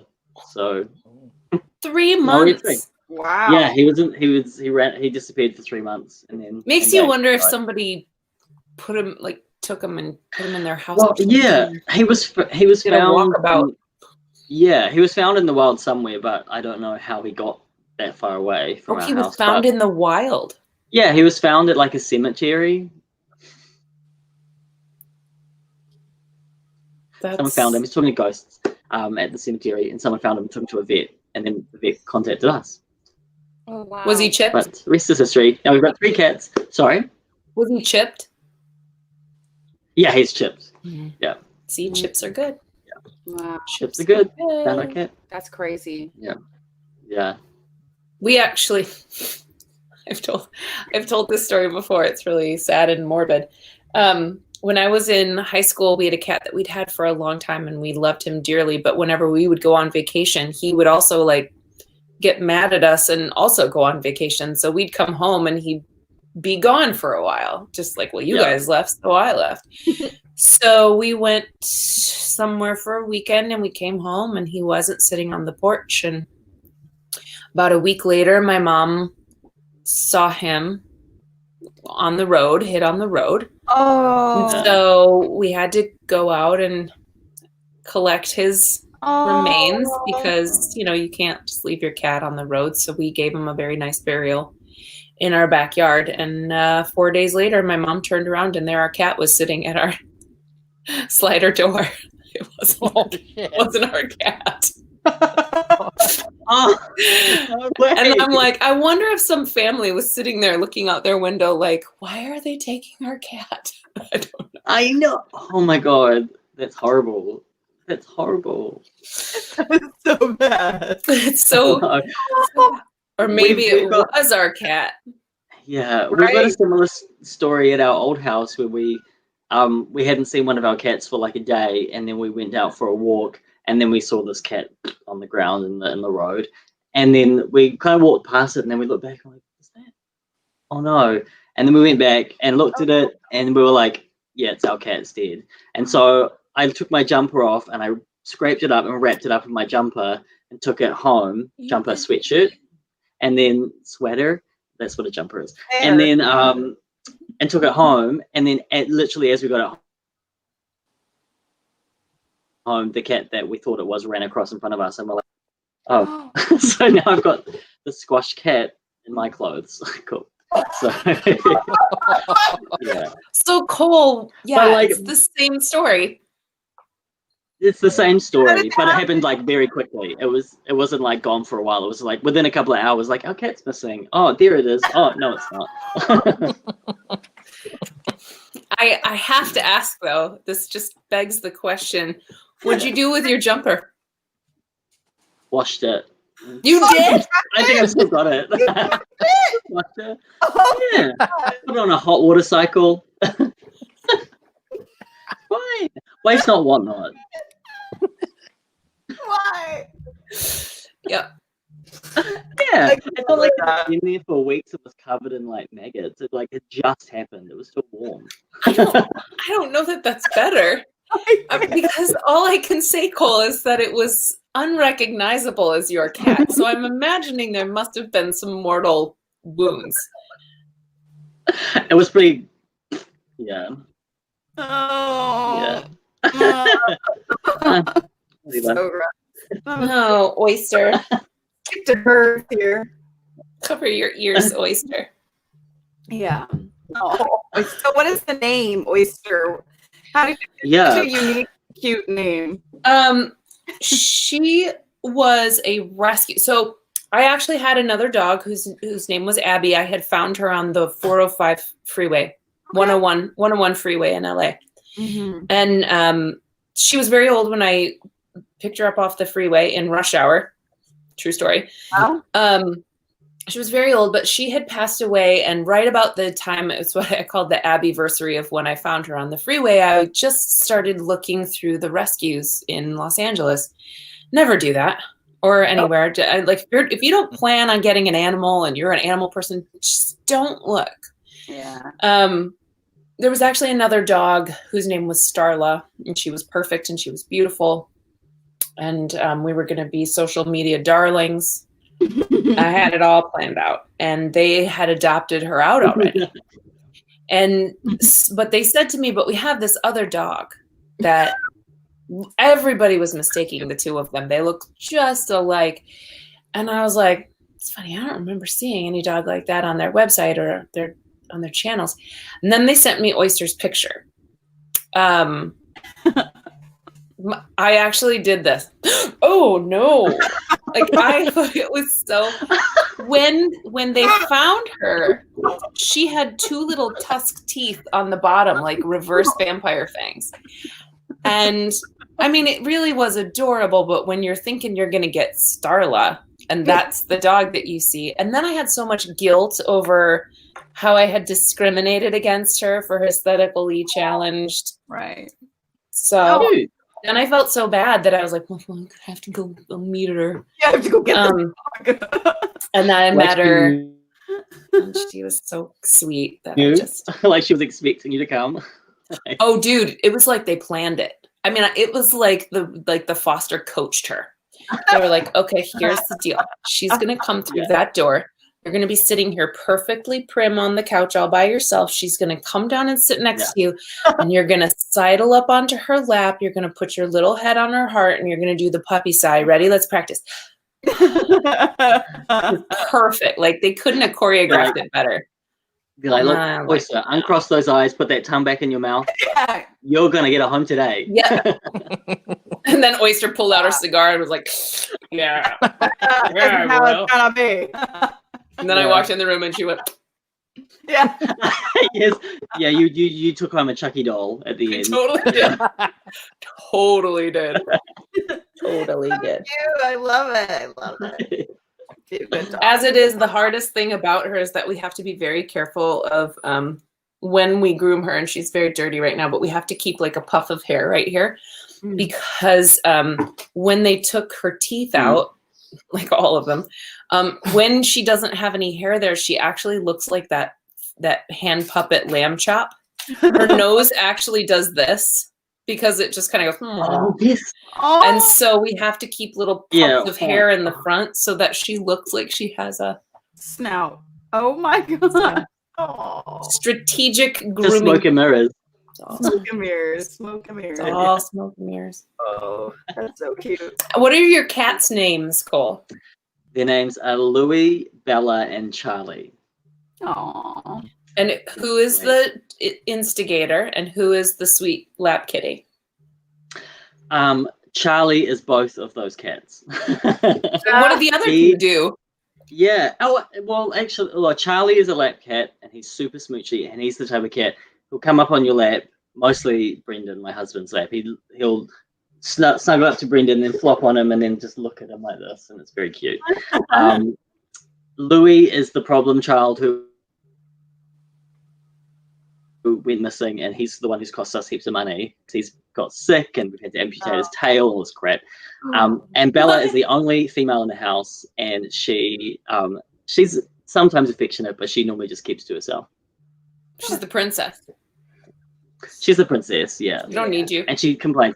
She squawks if like the other cats want to play with her. She just shakes the house down because she freaks out and screams about it until they leave her alone. Wow, I like it. Yeah. I like her.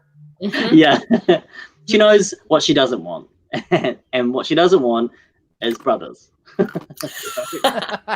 But she's stuck with them. Yeah, that's great. So who's the one who disappeared? Louis disappeared. So the one who's cost us heaps of money, he disappeared, and then he came back, and then he's now on a special diet because he's got liver problems. Oh no! He broke his tail, so that's why it's been amputated. He seems fine now. He seems How did he break his tail? We don't know. He just came home one day and it was shaped like this, like a right angle. And we got it popped back into place, and they braced it.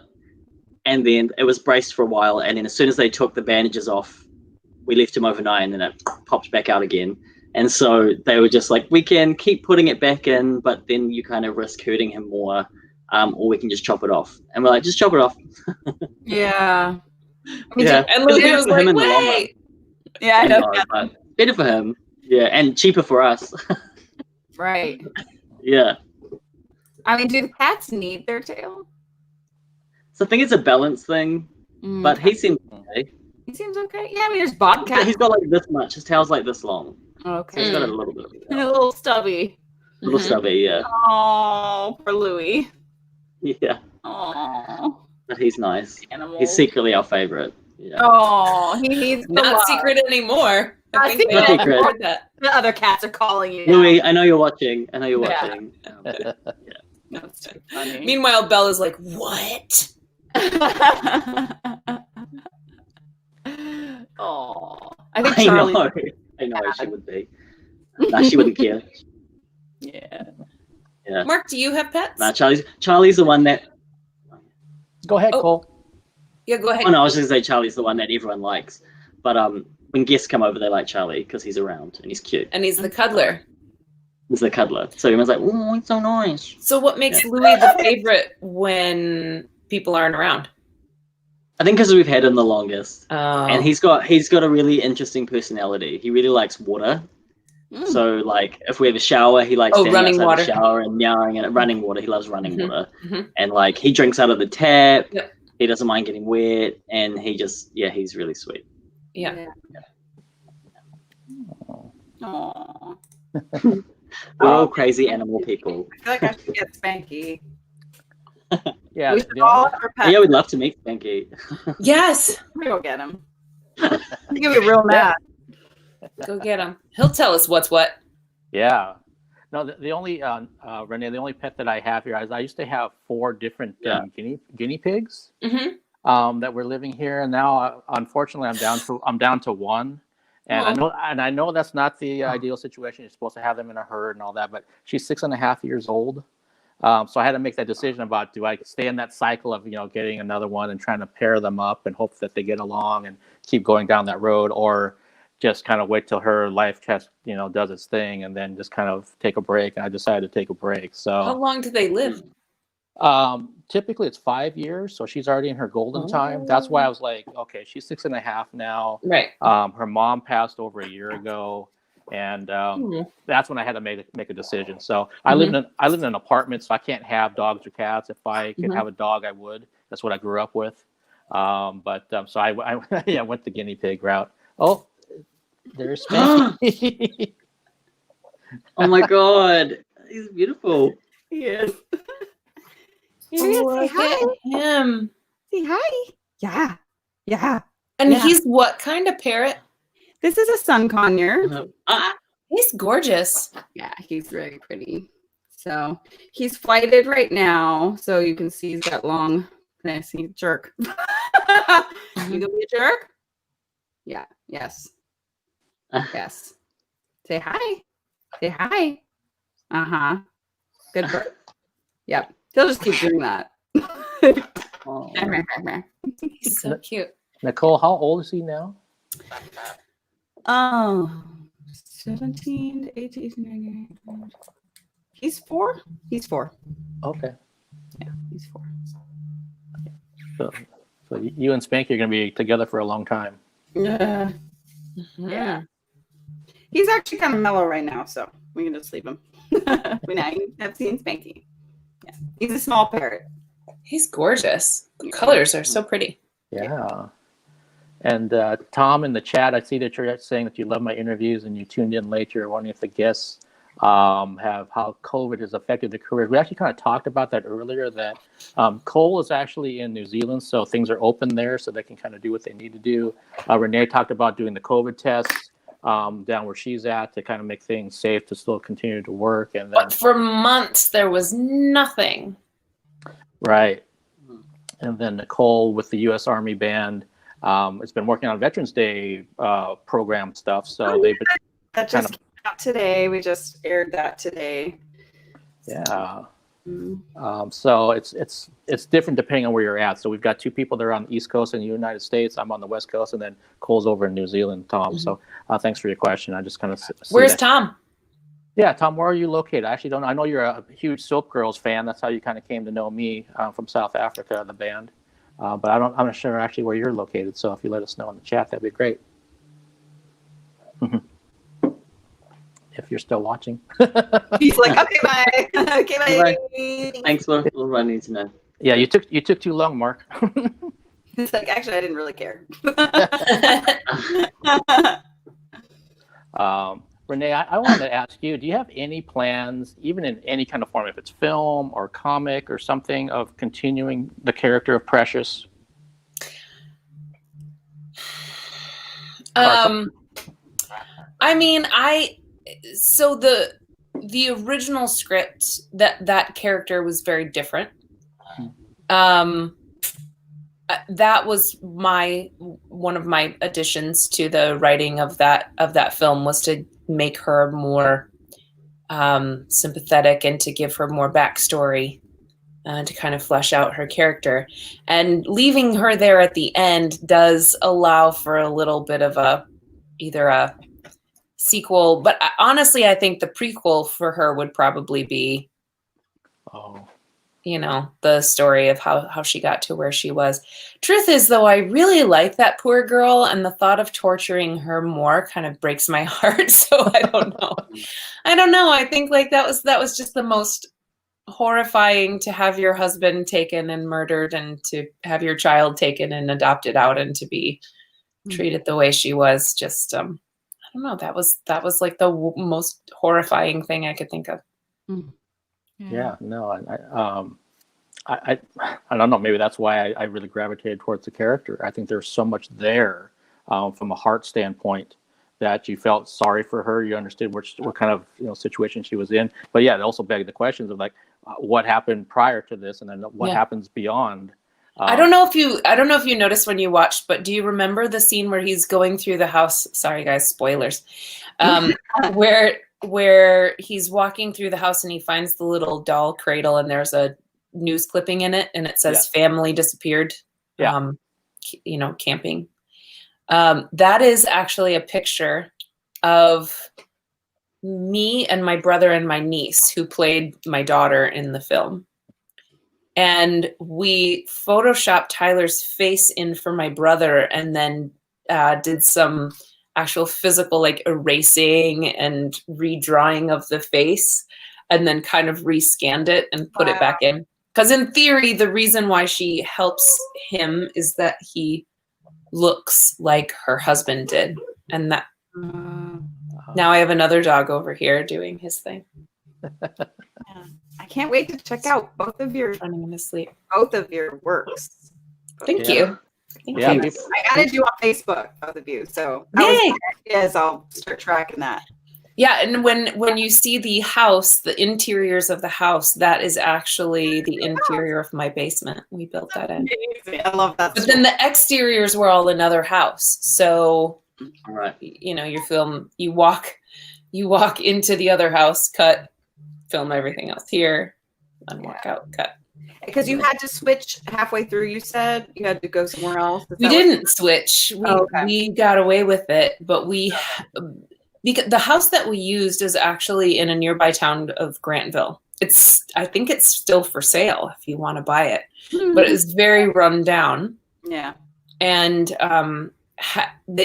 you couldn't really film indoors. First of all, it didn't fit what we needed for the movie.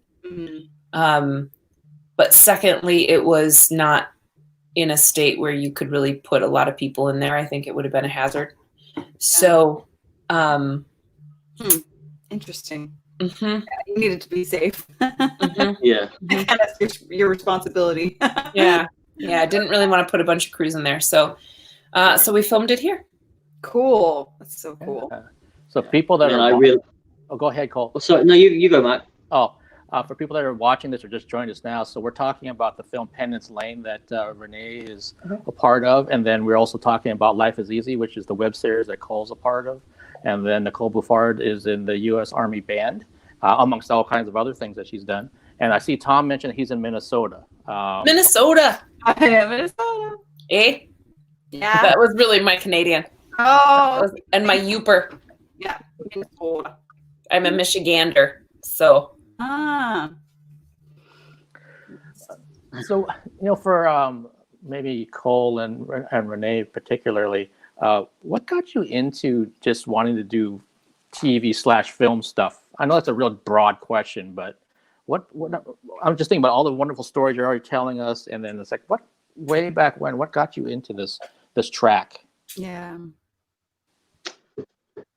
I'm not sure. I think as a kid, I always performed. Like I used to sing and dance and that sort of thing, and I liked performing. But I didn't really know what I wanted to do until like I finished high school, and then I kind of took some time off and traveled and did all that. I think a small part of me has always kind of wanted to be a little bit famous, and so I was like, how can I do that? Whereas now, doing acting and writing and stuff, I don't really want to be famous. It's kind of a pain in the butt. But yeah, it's something. Yeah, it's but yeah, I think it wasn't until I went to drama school and then I met my friends there, made connections like Chai Ling, that I was like, oh yeah, I can make something out of this, and yeah, and then it's all kind of slowly fallen into place, I guess. And so now I do some acting, I do some writing, I do some directing, and I also work for an acting agency in New Zealand as well. So I'm kind of like in the industry the whole time. Like my full-time job is fully immersed in the industry, knowing what's going on, talking with actors and agents and producers and stuff all the time. So it's fully immersive now. I love that. Yeah. Interesting. Yeah. I think for me, I didn't know that I wanted to be an actor when I was younger, but TV was, I grew up in a very small town, like a one stop sign town that only had a two-way stop sign. When I was very young. So from the time I was born until I was 9 years old, it was all about TV. It was all about the TV shows that came on and what that sparked in my brain, so that the rest of the time, even though the TV show was gone, I would be reenacting it in my head or coming up with other ideas. I had, my Barbie dolls, but instead of just kind of playing with my Barbie dolls, I wrote soap operas. We had weeks-long episodes of, basically like reality TV with the Barbie dolls. And then when it was time for a character to move on, we were done with them, I would come up with some way that the character would get killed off, and then we'd have to have another baby and we'd have to have another generation. So I was I started that part of the process very young. And then we moved into a larger town. It wasn't until I was in high school that I thought that I was doing theater, because I wasn't good at sports. But I loved it.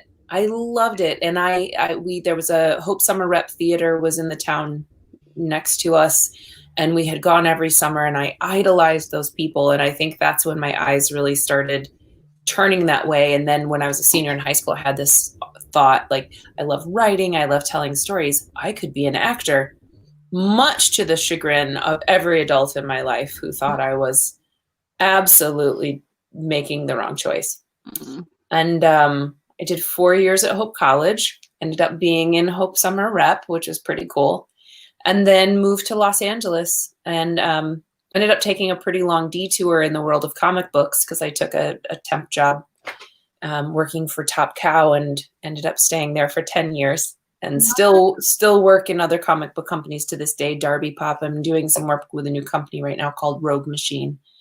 I worked with Radical Publishing and Spark Unlimited and IP Factory. So telling stories. I love telling stories because it's what makes us know we're not alone. We've been doing it since we were cavemen. We leave breadcrumbs for people who come after us to let them know that this has already happened, and this is the moral of the story. This is how we share our morality with the people around us and feel supported and not alone. And I think that's really important.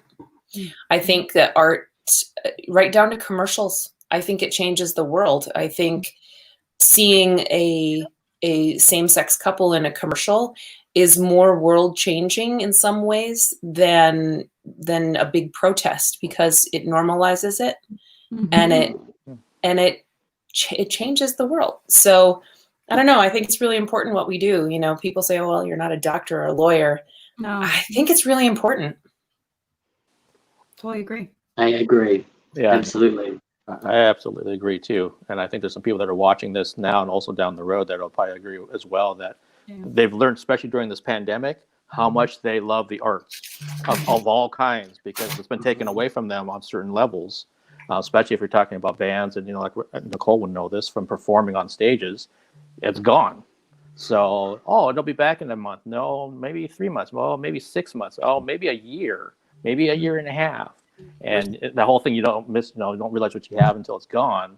It's like, yeah, maybe you should start valuing what the artists do for you. Easy, preaching to the choir here, but I think for those folks out there that they just kind of take it for granted. It's like, well, yeah, if you go to a theater now and you want to see the big blockbuster, where is it? It's been pushed off till next year because they need to make their money back. So what's playing? A lot of old things that have been from, you know, I was just looking at a local theater probably a week ago. I didn't even realize that they were open here in Washington. And it's like 25% capacity. And there's like two new films, and everything else I'd seen before. It's like, but they're like, you know, $3 or $4 or whatever, just trying to get somebody to come to see something. But all the other big ones, you know, the Wonder Womans and James Bonds of the world, they're all pushed off to next year because they need to make their money back. And so, okay, so you want to go see a movie on Christmas? Good luck. What are you going to see?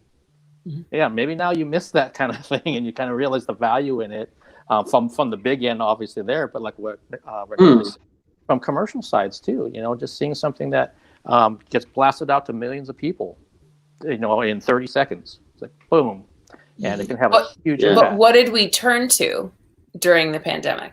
I mean, it was content being consumed at a rate that is unheard of. You know, it's like people just burning through Netflix and Hulu and HBO Max, and we just filled our brains with tales of the real world back when it was normal. Makes us feel better. Also, The Witcher, because I like The Witcher. You know, great. I like The Witcher. I like The Witcher a lot. Probably not for all the reasons that I should talk about. I think you like The Witcher for the same reason everyone likes The Witcher. It was the articles. I read the articles. Seriously, that man is... I love it just for the costume. Or lack of. I did cheat with The Witcher, though. I did look up the timeline. The minute I realized that the timeline was out of whack, I was like, I needed a cheat. I need to know. Yeah. The timeline's out of whack? Yeah, it's actually multiple timelines woven together, and they don't tell you that. You have to... I think for everybody, there's like one scene where all of a sudden you go, wait, what? Right, yes. Wait, and then your brain goes backward and goes... I was annoyed by that. I didn't think they did that well, actually. Like that, I didn't follow that. I don't know if you were supposed to. If you weren't, that's kind of lame. Yeah, I feel like that. I think they did a good job of like, you know, making you not know that the timelines weren't if that's what they meant to do. Probably. Yeah, because that's what I think that was the point. If that was the point, then that's what happened. Yeah. But I still, the minute I realized it was going on, I was like, oh, my brain. I don't want to untangle this one. I'm just going to go to the internet. I feel like it made sense. It was just that one moment where you were like, huh? And then, But I feel like as a fantasy freak, I loved the quality of it. For some reason, the quality of it reminded me of all the 80s, like D&D, like style fantasy books that I just grew up reading and still read. Like it just had that color to it, that timbre. I don't even know how to even describe it, but it's not something that everyone was gonna like or appreciate. But yeah, I loved it. I'm very excited. The Eye of the World is finally happening. The Robert Jordan novel series, which I read in real time. Real time. Is that happening? Yes. They are filming it. Fantasy nerd. Currently, I think they're currently filming it. I know I was watching the casting, but I think it's Amazon is doing it, and it's their answer to Game of Thrones. So it should be. What? Yeah. How did I not know about that? You should look that up. I should look that up. I'm very excited about that one. Casting. Do you know who's doing? Like, I think it's out of England. I think because I think it's being filmed in Europe. Okay. They were originally looking at Vancouver, I believe. Okay. I think they were location scouting in Vancouver when I was in Vancouver. Okay. Not last year, but I don't think they ended up there. Okay. Interesting. That's so cool. Yeah, those were great. Those were great books. I never got past book 9. Book 11, Winter's Heart I couldn't get past that. I think that's when it started to. Do you know it was one of those series that takes you so long to read, and you have to wait for the next book, and then you read 1 through 7 again. Right. And then you read 8, and then you have to wait. And then 9 comes out, and you have to like skim again to remember. Yeah. I remember exactly where I was because I ended up listening to it on Audible for the last few. Mm-hmm. I remember exactly where I was, and I was with my dog Abby the minute that book ended, and I was like, it's over. So like the final one. Oh wow, yeah. I was so upset. You were, okay. I know people keep telling me I need to finish it, but it does really lag around like book Winter. Yeah, Jordan's really into descriptions of costumes and cities and that kind of thing. So sometimes he waxes a little verbose on the details. And I definitely felt like the characters were super stagnant at that point. Like Nynaeve was always pulling on her braid, like the women characters. Yeah, well, she just so bad. Like it was so annoying. It was just like felt like they went nowhere, and it was just the same things over and over again. But I don't think he was doing well health-wise at that point. So I do think it bodes well for a TV series, though, because I think when you start pulling that kind of stuff out, and you just have plot line a little bit, mm-hmm. redundancies. I think it's gonna be great. Yeah, fantasy nerds! Woo! Yeah. I got my Dragonlance tattoo. Oh, nice! Awesome. Yeah, I don't have any tattoos. Wow. No tattoos? Cole? No tattoos? Mark? Yes, here. 2 questions. Yeah. I have 2 tattoos. He has 2. Yeah. Yeah, you have one on your rib cage, right? Kind of, or down here. Oh yeah, you would have seen it in the series. I've got one on my rib cage, and then I've got one on my thigh that they had to cover up for certain scenes in the show. Yeah, I've got my little wrist. I've got my elbow. I've never seen those. I've got let's see how I do this. My forearm. Shoot, I can't quite see it. That looks awesome. And then I've got a couple of scars on my shoulders, but I don't know if we want to get into that. Intentional scarification or accidental? Yeah, no, intentional. Intentional. Yeah. When you say I have scars on my shoulders, that's. Yeah, I was out walking late one night and something bad happened. Fell down. Yeah, fell down. No, there's a. It's where they cut off your wings. Oh. There's a punk band that I absolutely love called Cancer Slug, and if you're a hardcore Cancer Slug fan, then you're part of the Slug Cult. And Alex Story, that's his band, started in 1999 in Alabama. And if you are even more hardcore, then you will ask him to take the mark, and what that means is he will take a knife and carve the CS into your flesh. And so I've had it done twice. Oh wow. So everyone out there that wants to know something about me, there you go. There's something that's kind of unique to me. Badass. Yeah, I actually have video of it being done both times. So if you want to see it, I can actually show you it as it happens. I do have a question. Did he happen to mention if people have done this multiple times before? How many people have double marks? You know, that's a good question because from what I know, not too many have. They usually get it done once, or and then they're like, "Damn, that hurt. I'm not doing that again." Well, here's the other part that's even worse that I don't know if I would do is that some fans will actually get branded. Ooh. And I don't know about that. But although it's over quickly.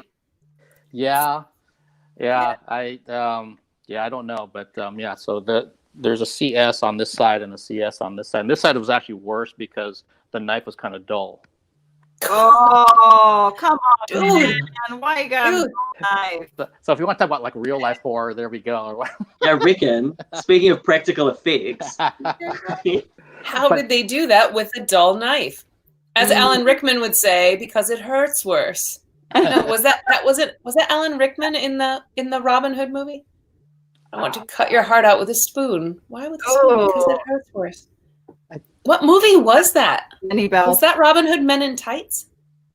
I love Alan Rickman though. I do too. Now I need to look it up. Yeah. I think it was Alan Rickman. I think it was too. It's not a familiar phrase to me. So Cole, when you mentioned that your day job is still working with actors and things of that nature, what does that entail? I mean, like, what are you doing with folks? well, we're an actors agency, so we represent a bunch of clients who are actors, and our job is to organize auditions for them, get them in the room with casting agents. When they get the gigs, we work out their contracts and that sort of thing. We also help them out, putting them in touch with, I don't know if they want to do classes or courses, we can help them out with that. We do self-tests with them, talk to them on the phone if they just need to vent to someone about something to do with the industry. It's just, as actors do. Actors are beautiful, sensitive, lovely. Crazy people. Crazy people. I say that. We know this, and it's great. And I love actors. I love working with them because they're all different, but they all kind of have the same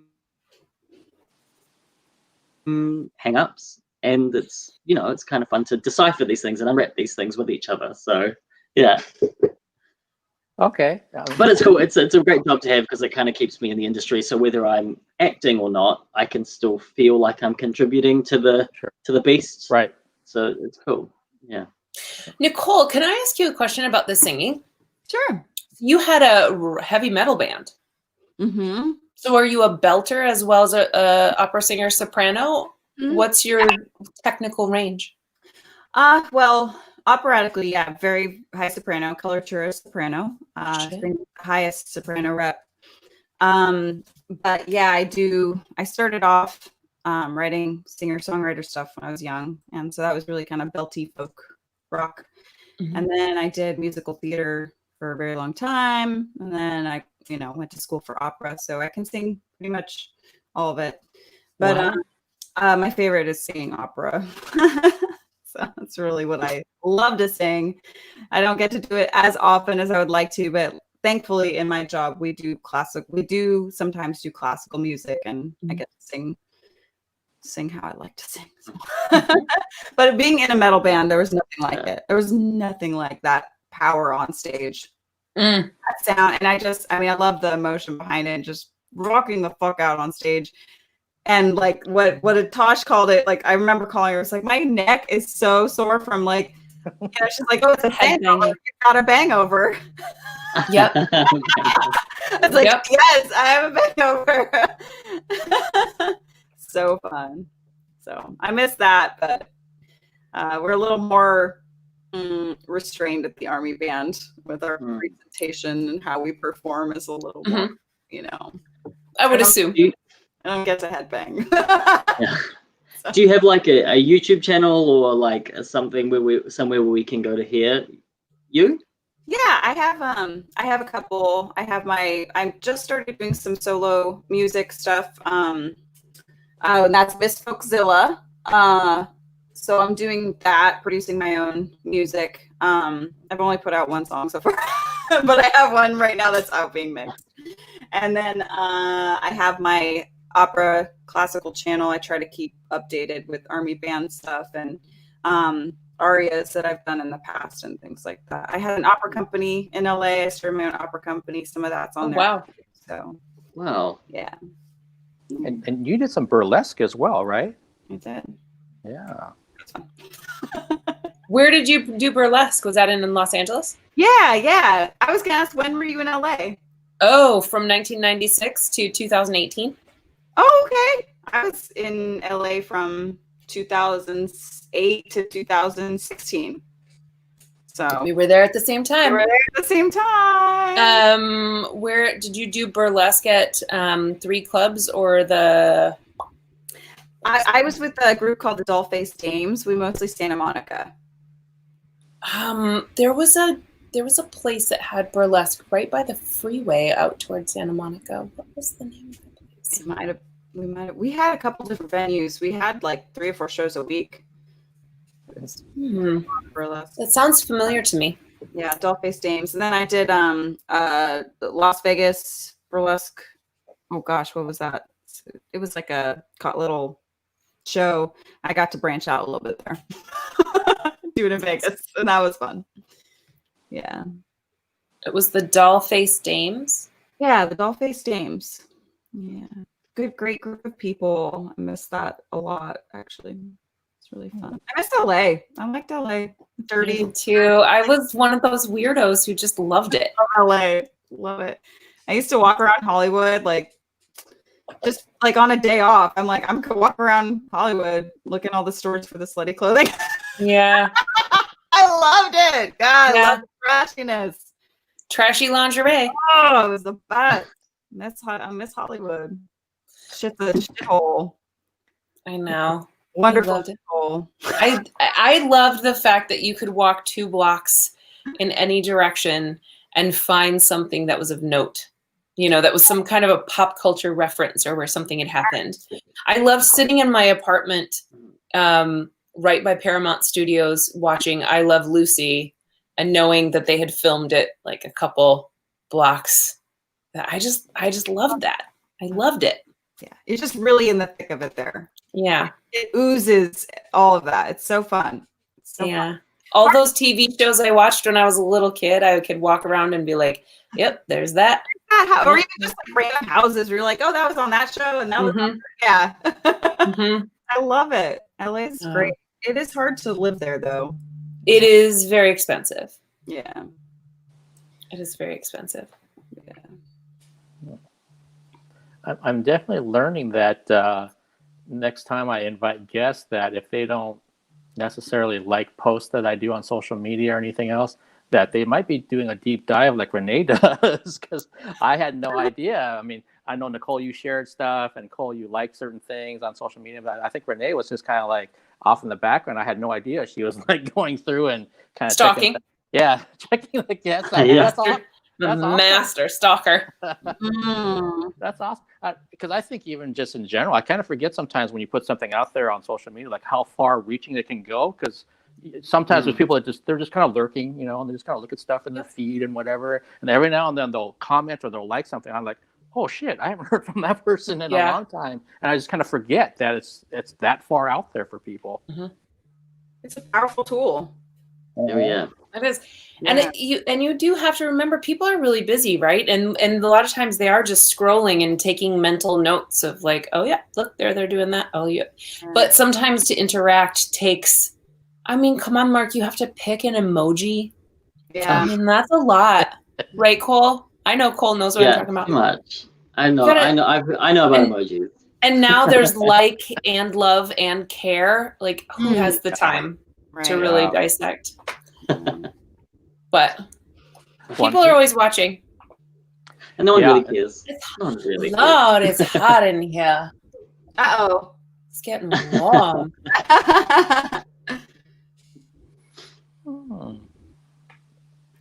Yeah, and even I think like with Instagram, I think the DMs have added like if you like something, it's not just a heart now. You have options. There's a bunch of you do things. on Instagram.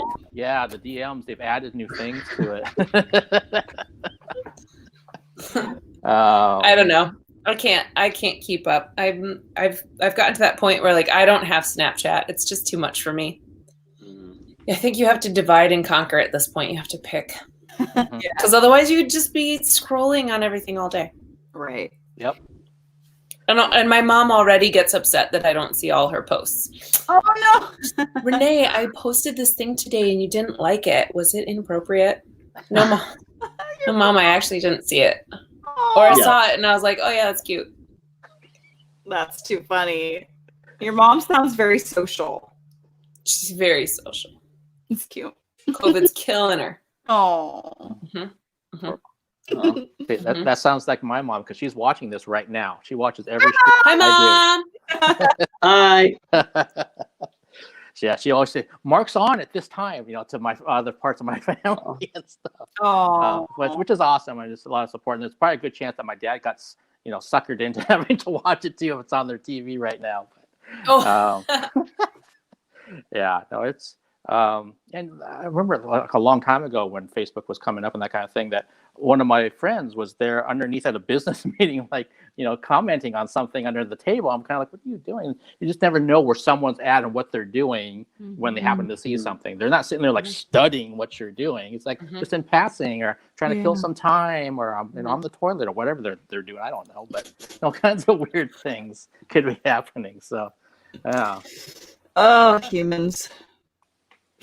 Oh, there's my mom who says hi in the chat. Hi, Mom. Yeah, my My mom. mom would be watching, but it's 11 o'clock, so I know she's in bed. Yeah, my mom I think stays up close to midnight is what she was saying, and she's 70. Oh, I won't say her name. Her age, I'm sorry. She's 29. She's 29, Mark. Yeah, she's sorry, Mom. 9. I almost. So am I. Yeah. But yeah, see, there you go. I say something and bang, there she is in the chat. Oh, Busted. She's just waiting. Yep. Yeah.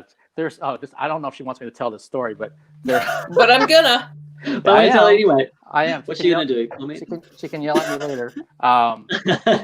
So when I was on the virtual tour with Alice, which was 3 different legs from May through October, that she was trying to put a nice comment in the chat through Twitch. And for some weird reason, I still don't know to this day what happened, but it was this. So the emoji was that. And I'm like, I saw that. I'm like, Mom, you got to get rid of that. Go delete that. Get that out of there. And she's there trying to figure out what she did and all this kind of stuff. And she never did figure it out. And she tried to apologize. Like, I'm so sorry for the emoji that came up. It's like, hey, my mom's saying I can take it. Okay. I can take it. I can throw all kinds of shit out there then. But I just remember like just being mortified that I saw this. Dude, your mom's the coolest. Oh, that's amazing. Yeah. That's so cute. It's not her fault. Yeah. Something happened, and people know this. I've told this story too. That the first band I ever saw in 1979 was Kiss, and my mom brought me to that show. And she didn't just bring me there like begrudgingly. She brought me there and she enjoyed it. She loved AC/DC, Iron Maiden, Jude, all this 80s metal stuff. And so at the time, I didn't know what I had, how good I had it. But when I became an adult, it's like, damn, I really had all these wonderful memories of these wonderful hard rock and metal shows because my mom wanted to bring me to them. So now on the flip side of that I'm a media member or whatever you want to call me. If there's a band that she likes and maybe I'm doing an interview with that person pre-COVID, of course, then I try to bring her along as part of my crew. So she's met some people from Queensryche and some other bands that she likes. That's amazing. And I'll tell this story too. So Todd LaTorre is the current lead singer of Queensryche. And I saw him, a year and a half ago. And he saw me. He's like, Mark, is your mom here? That's what he wanted. He didn't give a shit about me. That's awesome. He wanted to know if my mom was here. And he just remembers that. Like, who brings their mom? And also the fact that we found out that she's not some kind of, fly-by-night fan. She's been a fan of the band since the 80s. And she loves it and knows their songs and all that kind of stuff. And he's like, oh, God, your mom's so awesome. So, and I need to give a shout out to my dad, too, because he also likes some of the metal stuff that I grew up with. So, he was into Saxon and Queensryche as well, and some of those kind of bands. So I got super, super lucky with my folks. Yeah. You did? Yeah, I hear so many the flip side of people that didn't have that kind of support, and I was just I don't understand what they're talking about because my folks were into it. So yeah, that's awesome. Yeah. Okay. And Tony's saying mom is cool. Hi, Mark's mom. Yeah, everyone wants to hang out. very cool. And Mark's mom is going. Yeah. Yeah. Yeah, and I can picture her right now in her home laughing about that thing with my dad next to her, like, "What are you laughing about?" or whatever. Yeah.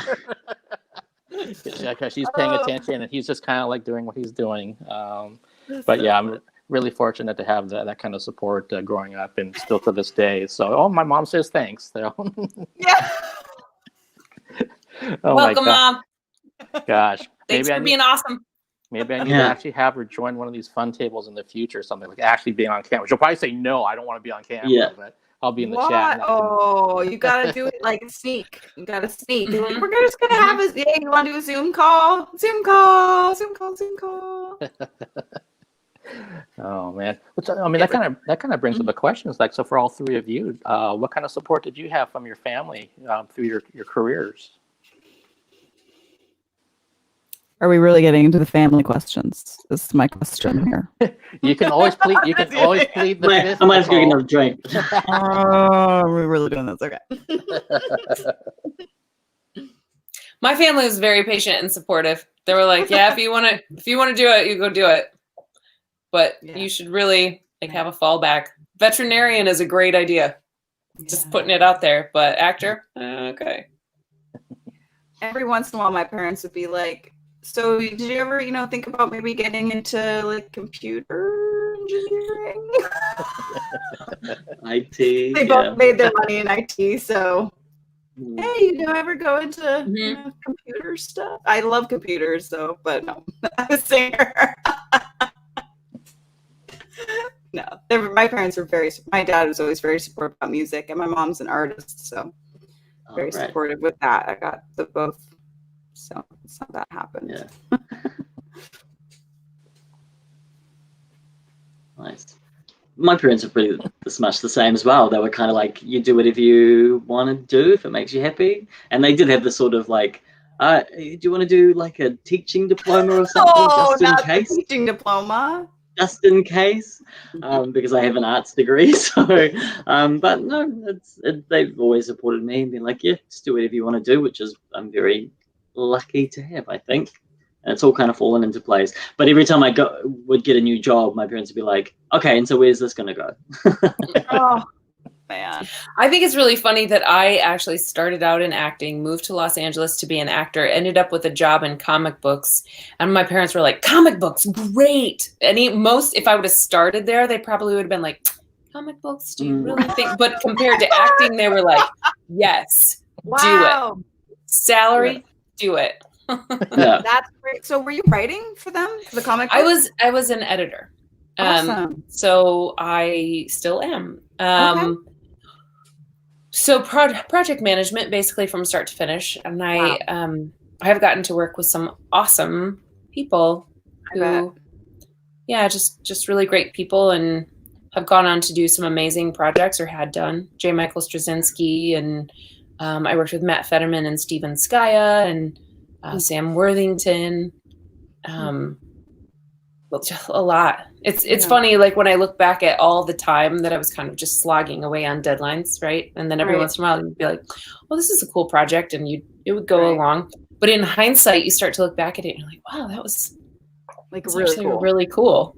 Yeah. I was too busy to know how cool it was, but wow, that's awesome. Yeah, Mark Wade and Paul Dini and Mark Silvestri, and just a lot of awesome. There's some real art in comic books, I think. Absolutely. There's for sure. Some people, probably the general population, might not realize that it's pretty incredible talent. It's modern myth. Yeah. There you go. It's modern myth. And that's just really cool. Yeah. It's our modern morality place. Yeah. Renae, how did you first get involved with comic books? I mean, what was that moment or moments like? I had gotten to Los Angeles. I went to Lee Strasberg Theater Institute for 3 months. That was pretty much my only plan, was that this was my last internship for college. I had saved it for last. I was going to move there, and I had 3 months of structure, something to do, a place to be. When that was over, my parents said, well, we'll support you for a few months. And I said, no. Gosh, like, you're like, why? Go back. Dumb. No, I do it myself. Because I owed him a few $1,000s still from school, and I wanted to pay that off, and I wanted to be independent, and I was 22 years old. Yeah, right. So I started temping, and it was actually that A+ temp agency out of Burbank that called me and said they had a job at a company called Top Cow. I remember sitting on the floor of my apartment because I didn't have furniture. I had an air mattress, sitting on the floor with my Thomas guide, which is a very old reference, but it was like a book. It was like a book like this, spiral bound, and it was maps of Los Angeles that you would flip. And it was like before Google Maps. So you would have to find your way around town. You would have to pull the car over and pull out your Thomas guide and look at the little chart. So I was looking in that, trying to figure out where it was. And I remember asking them, what is Top Cow? What do they do? And they said, I don't know. It's something with art. And so I said, okay. So I answered their phones for 2 days. Thought that was awesome that I got to answer phones and read comic books all day. That was a good gig. So I said, if they ever need help, I'd love to go back there. And I got fortunate. Within the next couple months, the receptionist was going on a trip to Italy. So I ended up getting to work for 2 weeks. Wow. And in that time, I worked really hard to make friends and get in there. And then September of 97 was when I got the call that the president wanted an assistant. And so I went in and I worked for Brad Foxhoven, the president of Top Cow, for a couple months. And then he was gone, but I was still technically a temp. Yeah. So I said, does anybody else need help? It's hard to find a placement for only a couple days. Does anybody else here need help? And they said, David Wold needs help over in editorial. So I went there for 2 days and didn't leave for 10 years. Wow. That's incredible. And all from a temp job. It was a temp job. Your Thomas guide. And there's people around the country who, ask me all the time, like, how did you get in? Like, I had some really well-laid plan that I had, goals that I had set and action steps. And I just got a phone call and had no idea what they were and showed up. Now, funny story, I found out later that my brother had Cyberforce. He had their first comic and he had actually been following them. And I had read it, but I didn't recognize it by the time I got there a couple years later. I didn't realize it was the same company because they'd changed their name from Ballistic to Top Cow or whatever. And so to find out that I'd actually crossed paths with them before I got to Los Angeles was kind of funny, but that's crazy. Yeah, that's my story. That is crazy because eventually you became the editor-in-chief there, right? I did. And I met my husband because I was working at a convention. Nice. So it was important for my life that I go there. Yeah. How crazy is that? Wow. Very, very cool. Yeah. Very cool story. Yeah, it's that whole thing of that you can't ever predict how life is going to be sometimes. And like you said, you didn't even know exactly what this company was, but you said, I'm going to go work there as a temp. Something to do with art. Yeah. And you're like, okay. Yeah. I mean, in a really small way. And I've told this too. I mean, I met Alice 3 years ago here in Seattle as a band that I didn't know anything about. I saw them on Facebook and I was like, well, these sound kind of interesting. So maybe I'll kind of see if maybe we can do an interview and I can review the show and that kind of stuff. And turns out that 2 days later, they're going to be up north in Everett, still in Washington State. So I was like, oh, this is kind of unique that a band's going to be here for 2 shows in a place. I'm sandwiched right between Seattle and Everett. So I'm right here in the middle of it. So I can go see the Seattle show on Friday. I can go up to Everett on Sunday, and then maybe I can kind of hang out with them and do a little bit more of an in-depth interview or what have you. And then I did not see them anytime after that from 2017. And then here I am thinking the pandemic's going on. What am I going to do to keep Eclectic Arts going? So let's go back to my roots. Let's do some written interviews since I started off doing written stuff from the zine days. And reached out to Tosh Cox about doing a written interview. She said yes. And as we're doing the back and forth, she's like, Mark, we're doing this virtual interview. I really love how you do your interviews and the questions that you ask. Would you think about coming up and, opening our shows virtually? So it's just strange to me that, I didn't think about that. I didn't plan that out or anything like that. That when I met them 3 years ago, that here we are in 2020, that I would have done like 59 interviews on their tour. So funny. Yeah, and then I met Nicole that way, and then in a kind of a sides way, I met Cole and Shilene because of the film stuff, which also happened during the pandemic, which is because of Renae. Now that I think about it, oh my God, that's right. Because I was weird. And Renae kind of knows this. I was so into Compound Fracture, which came out in 2013. And then I was like, oh, they're already showing like a little bit of a snippet for Penance Lane. I'm like, oh, I can't wait for them to give them a couple of years. They'll kind of get another belt. A couple years out there. Yeah.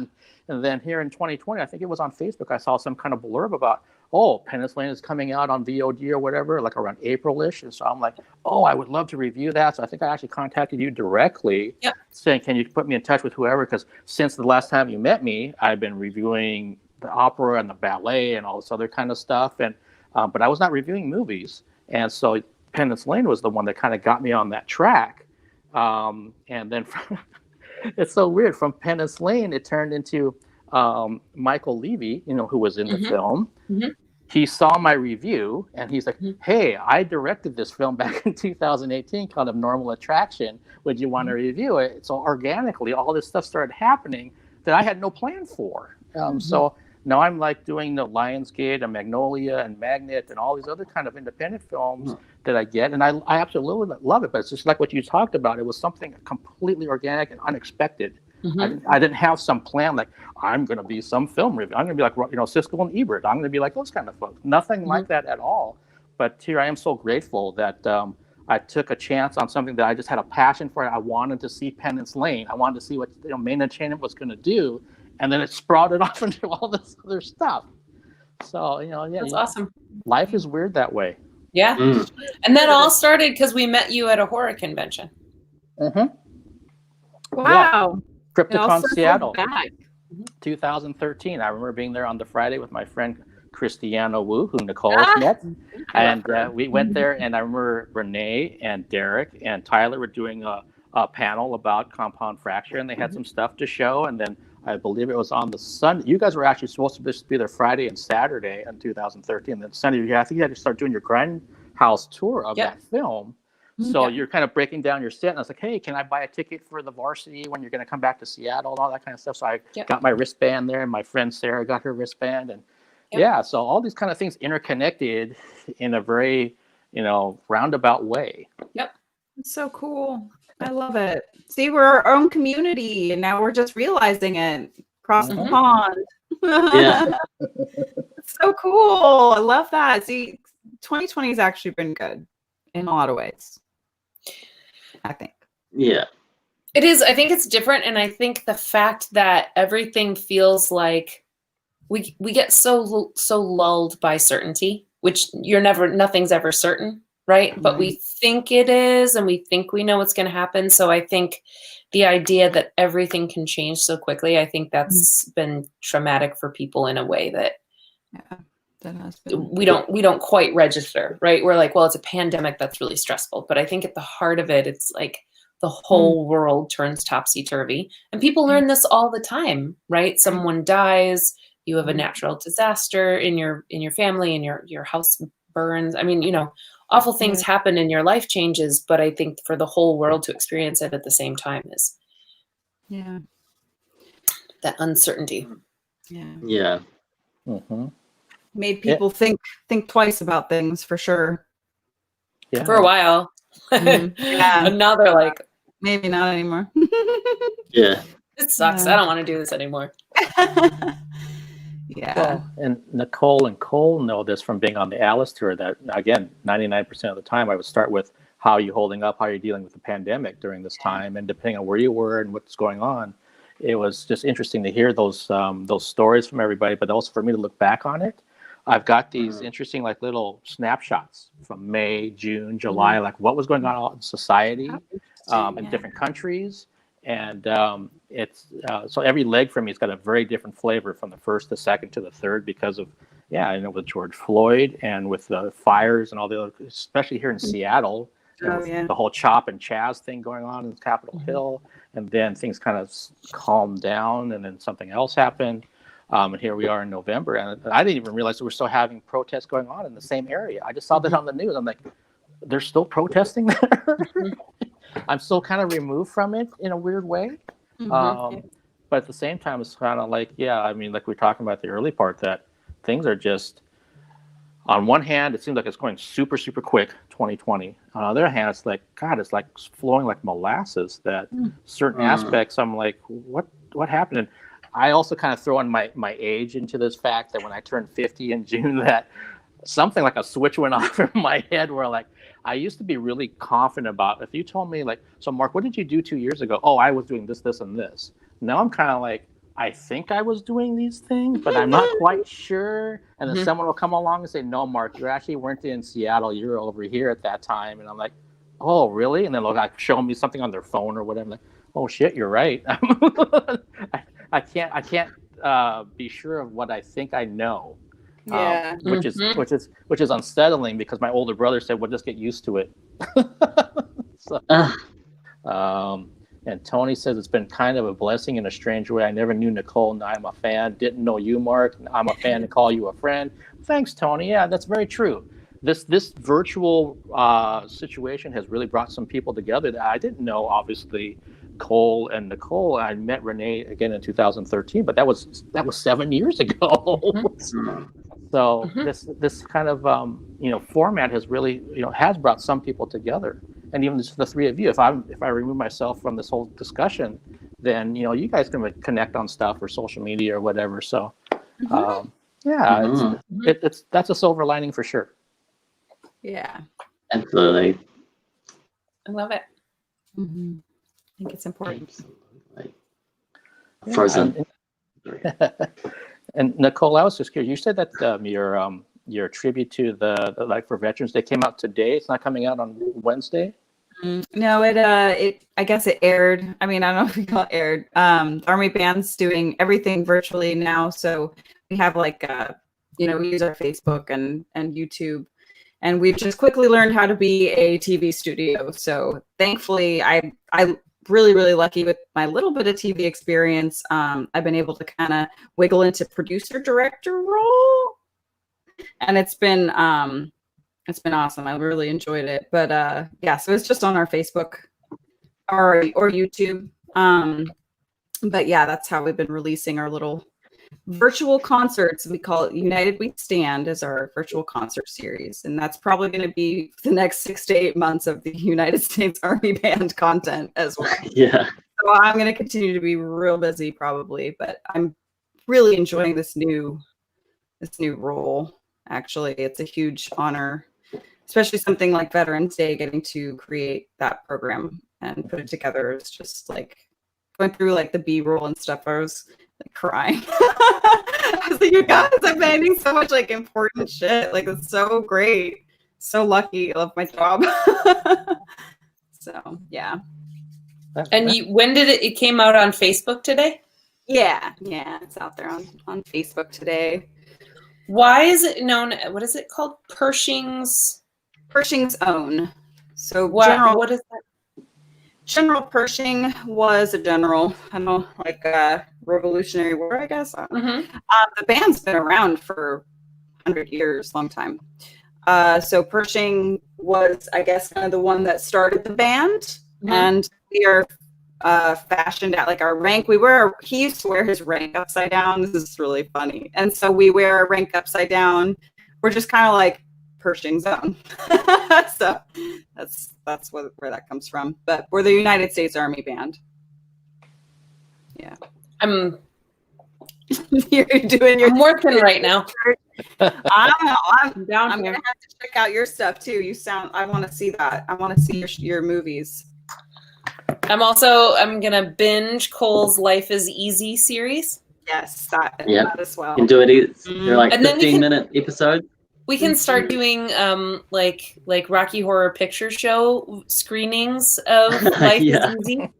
That sounds so fun. We'll all have to bring our spoons and throw them at the screen and toes and our middle fingers and and laser pointers. I'm ready. Yeah, let's do it. But you got to fly us out to New Zealand because I'm not paying for that. Oh yeah, well come. Yeah. Or you come here. We'll fly you out here. Yeah. Yeah. That's more appropriate. You are the talent in this situation. Okay. Cannot mistreat the talent. Yeah, as long as you can pay for my isolation. Oh, Well, so when you and go hotel back when I to come New back that I have to Zealand, do. how long do you have to be in quarantine? 2 weeks? Yeah, 2-week quarantine when you come back into the country. Yeah, That's the Same. same. we've only as just opened up. Like, yeah, is it the same over there? Do you have to isolate when you come into the country? I don't know if they can really make us do anything. We're kind of like wildcats over here, so I don't like. We're like honey badgers. We're Honey like, badgers. I don't give a fuck. Yeah. Oh, good fuck. So making us do anything isn't really like what's going to happen. But the smart people will probably do that. It's this weird thing with Americans. You have to kind of make them think it was their idea. You can't ask them nicely, and you can't tell them to do something. You have to be like, I don't know. I think nice people would really do this, and then they'd be like, that's what we do. Yeah. You can't tell them to do anything. Right. Yeah. You can't make me. Just say, well, that's what they do in New Zealand. Yeah. Oh, I wish, but you guys are just so cute. America. Mm-hmm. Oh, the dicks of the universe, right? I do what I want. I do what I want. Well, wasn't Cuomo in New York trying to make anyone who wasn't in a neighboring state have to do the 14-day quarantine if they came there? I thought I heard something about that within the last week or so. Oh, really? Be right back. Okay. I wonder how that would pan out. Yeah, They did try to make people. I don't know. I thought People should be. because they were like talking about their surrounding states were fine, but if you live like where I'm at, in Washington, and flew over to New York, that you wouldn't be able to get out of quarantine for 14 days. But who's enforcing it? Yeah, I don't know. It was something I saw on the TV. Maybe New Zealanders are just so respectful that no one needs to enforce it. They just do it. You follow the rules. Yeah, follow the rules. You're sensible. Yeah, we have too much division here in this country to get everybody to follow along. Clearly. Yeah, it's interesting. They had the same thing during the Spanish flu, though. Apparently, people got real up in arms about having to wear pants. I mean, masks. So, same thing. That's the Zoom Inquisition. The Zoom Inquisition. Where no one's sure if you're wearing pants. Right? But you should be. You should put on your pants. Just in case. Just in case. Yeah. You never know. Never know. Nicole, do you remember the last time you were on with John and we were talking about bathroom habits and pants and stuff? Like that's what I actually thought about right now. I remember that. Yeah. Do you keep your pants on your ankles? Do you take them off? Right. Number 2 and all that kind of stuff. Interesting question. Yeah. I already answered it, so I don't have to answer it again. Yeah. So Renae, what we used to do in the earlier days or stages of these fun tables. I don't think I've ever thought about this. Yeah. I would find questions from different websites, and I'd have those to kind of ask the guests to kind of get discussion going, basically. And then eventually, it just became where the guests were just talking like what we're doing today, which is great. But there was a question. I have it up here just in case I needed to use it. Where the hell was that question? It was do you, when you go number 2 in the bathroom, do you keep your pants or whatever around your ankles, or do you take them off? That was the question. Back when Nicole was a part of this at the end of August. Does anybody actually take them off? Yeah. I do. Yeah. I don't. I want freedom. To do what? To wave my legs around. I don't know. Hey, if you want to leave, you know what? You do you. You do you. I'm so short. My feet don't even touch the ground anyway. So. What? Okay, but what if you're in a public? Oh no. Bathroom? Oh yeah, no. Yeah, that actually came up in our discussion because I'm also one of those persons that, for the most part, I will take mine off too if I'm at home. But it's just me. I mean, I don't have anybody else here that has to deal with me. So, but yeah, in public, no way. I don't even like going to the bathroom in public. Period. No. Yeah, I don't want to waste any time there. Like the most expedient, whatever's the most expedient, that's what I'm going to do. Yeah. Yeah. That's sad. I leave the room for 1 minute and I come back and we're talking about our Yep. toilet habit. Yes. Yeah. You That's- can't leave the room, Cole. No, look what's happened. Can't be trusted. Yeah, Cole, I'm the one who brought that up because Nicole was talking, or there was some discussion about pants or something, and I flashed back to the last time Nicole was a part of this, and then Right. this whole question came up with Nicole and the other guest, which was John, about do you take your pants off when you go to number 2, or if I you can't don't? believe there are 2 people out of 4 that said yes. Like that Yes, I know. kind of blows my mind. Yeah, I know. Well, see, and Renae, you would be like John, because he was like, I want to meet somebody that actually takes it all the way off, and then Nicole's like, I fling those things. yeah, I fling it with my foot. Okay. And for me, it was obvious. So I'm like, if I have shorts on, they're going to naturally fall off of me anyway. So I just take it off. Oh, I mean, it makes sense when you put it that way, but I guess I've just never thought about it. And Tony says, I'm with you, Mark. I said, okay, hey, there's a third person. comfort. You're the minority now, Renae. I know. And my mom's laughing right now. That's the emoji she put. She actually put an appropriate. She put an appropriate. She did like emoji. Yeah. There's none of this. with the cry, and then Yeah. Okay, Good. so here's another mom story. This is another thing that amuses me to no end with my mother. Things older people do. When she reads, first of all, she's fascinated with every text that she gets. And she loves to read them all to you verbatim, including describing every single emoji. So when my niece, who is 11, writes a text message with 50 emojis, because that's what they do, my mother will read, I asked her how school was, and she said, great, poop emoji, unicorn emoji, smiley face emoji. Does that mean something? Is that like a, you know what I mean? And then she'll just keep reading them all off. That's so funny. It is funny. Poop emoji. she poop sounds emoji. similar. My husband's mum does that as well. If she's reading out a text message or something, and she will read every message that comes through to her phone if you're in the room with her. And yeah, she does that too. Yes. Yeah. Heart emoji, smiley face emoji. Yeah. Also Facebook. Yeah. When I go to their house and I'm working remote, at their house, she loves to read me everything that has happened on Facebook and show me the pictures on her. Just look at this 1 second. Mm-hmm. This is my Did friend. you see what Karen's up to today? These are her 2 children. Do you remember her? You are related to her Yeah. through your. You don't remember her? Okay, well, her husband, right? And then we got to go through all the things.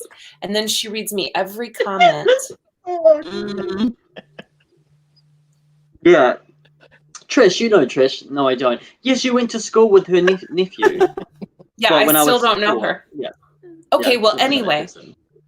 Yeah. Mhm. Oh my gosh. They're all the But same. here's the sad thing. I actually got busted by somebody the other day who I had just told that to about my mom reading out all the Facebooks. Yeah. And then they said a few minutes later, they were like, what are you doing right now, Renae? And I said, I'm reading you Facebook. Uh-oh. It begins. Stop the train. Yeah. Yeah. Oh, scary times. Yeah, I was just gonna Scary. say, don't give my mom ideas because now she's gonna start doing this to me. My mom has the habit, and I guess she's still watching this, but so our immediate family usually gets together on Saturdays to do house parties, to kind of connect and kind of see what's going on with each other every Saturday without fail. And my mom will have this habit of like, she's not completely on screen. She's kind of like her head will show up here, or this kind of thing, or like part of her nose is showing or whatever. And then they're like, what am I looking at? And then she'll also like, she'll kind of half hear what's being talked about, and then she'll like, see something shiny. It's like, well, I saw this show the other day. And like, what's that got to do with fixing the bathroom or whatever's going on? So, oh, this is what I have to look forward to. Yeah, my mom doesn't like FaceTiming very much because she's very distracted by her own image. And you can tell when you're talking to her that she's doing this. I love that. I love that. That's amazing. And then she doesn't like it sometimes when she doesn't like her hair, and you can tell she doesn't want to talk on FaceTime. Yeah, it's like Not having a good time. none of this, no more. Well, I remember the drummer Steve from Alice was talking about just the fact that we are doing so many Zooms and StreamYards and all these other kind of things that normally you don't see yourself. And it's just for myself, you don't see yourself this much. So like I've noticed things about like my nose is kind of crooked and my ears are kind of off, and like, I never would have noticed that before. But I've spent so much time seeing myself. It's like, oh, you can't help but notice certain things about yourself or like your surroundings and things of that nature. And we kind of talked about that pre-show about you want to be mindful when you're on a live stream about what's in the background or what you're doing sometimes. All that kind of stuff's kind of making the social media rounds. And I did an interview with the Soap Girls out in South Africa, and their manager is their mom, and she came on screen and she was kind of spouting off about her beliefs, which is fine because we were in a political discussion, but she didn't realize we were live. And so one of her daughters was like, "You sure you want to be saying this right now on a live video?" And she's like, "Oh my God, are we live?" It's like, "Yeah, we're still going." It's like, yeah, it's all out there now for everybody else to see. Oh no! Can't take it back. Yeah. Yeah, I can't take it back. Yeah, I've learned that very much from those live streams. That as soon as somebody sees it, it's like, well, too late now. It's out there. Now they know the pants come off. Can't take it back. So, Mark, what other questions did you have like that? Well, so what I've done is that, so when I started doing these fun tables back at the end of July, I had some questions. So I actually have them by round. So I have from round 1 all the way through like about round 10 or 11 or so. So I've got a bunch of questions that were taken from the internet. There's probably only like, I don't know, 5 or 6 that I actually came up with myself. So you want me to actually like find one to ask the group here? Oh, I mean, you don't have to. I'm ruining my background with my dog. Oh, she took off. I'm worried that she might need to go potty. She's okay. Sniffing around. Looking at me very expectantly. Come here. Poor puppy. Yeah, come here. Good job. Okay. Well, and Renae, what I could also tell you is that for many, many rounds of this, there was like one, I don't know, like sex-based question. And anytime I would ask people, like, do you want one? They all say no. They didn't want to go there, so I never asked it. Oh, no, are you asking it now? No, but I... Okay. But you three, I'm just going to go right ahead. Here it is. We did get to a round. I was like, you don't have to ask me a question. I'm just going to tell you something random. Yeah. Yeah, spike it up. Ham and pineapple pizza. That pineapple pizza came up during one of these too. But we did get to some guests that said, Mark, go ahead and ask that. And it was, well, where the hell is that question? It was a long time ago. It's probably in the very beginning of this stuff. I know what it was. It was about, so I don't think it's that gross. And then you can plead the fifth. You don't have to answer this. But it was that would you go back and change who you lost your virginity to? Oh, God. And I'll tell you this. One of the guests said no. Another guest said no. And then when it came to me, I said yes. So that was the sex question. That's not a bad question. Yeah, not a bad question. Yeah, I didn't think it was. I wouldn't.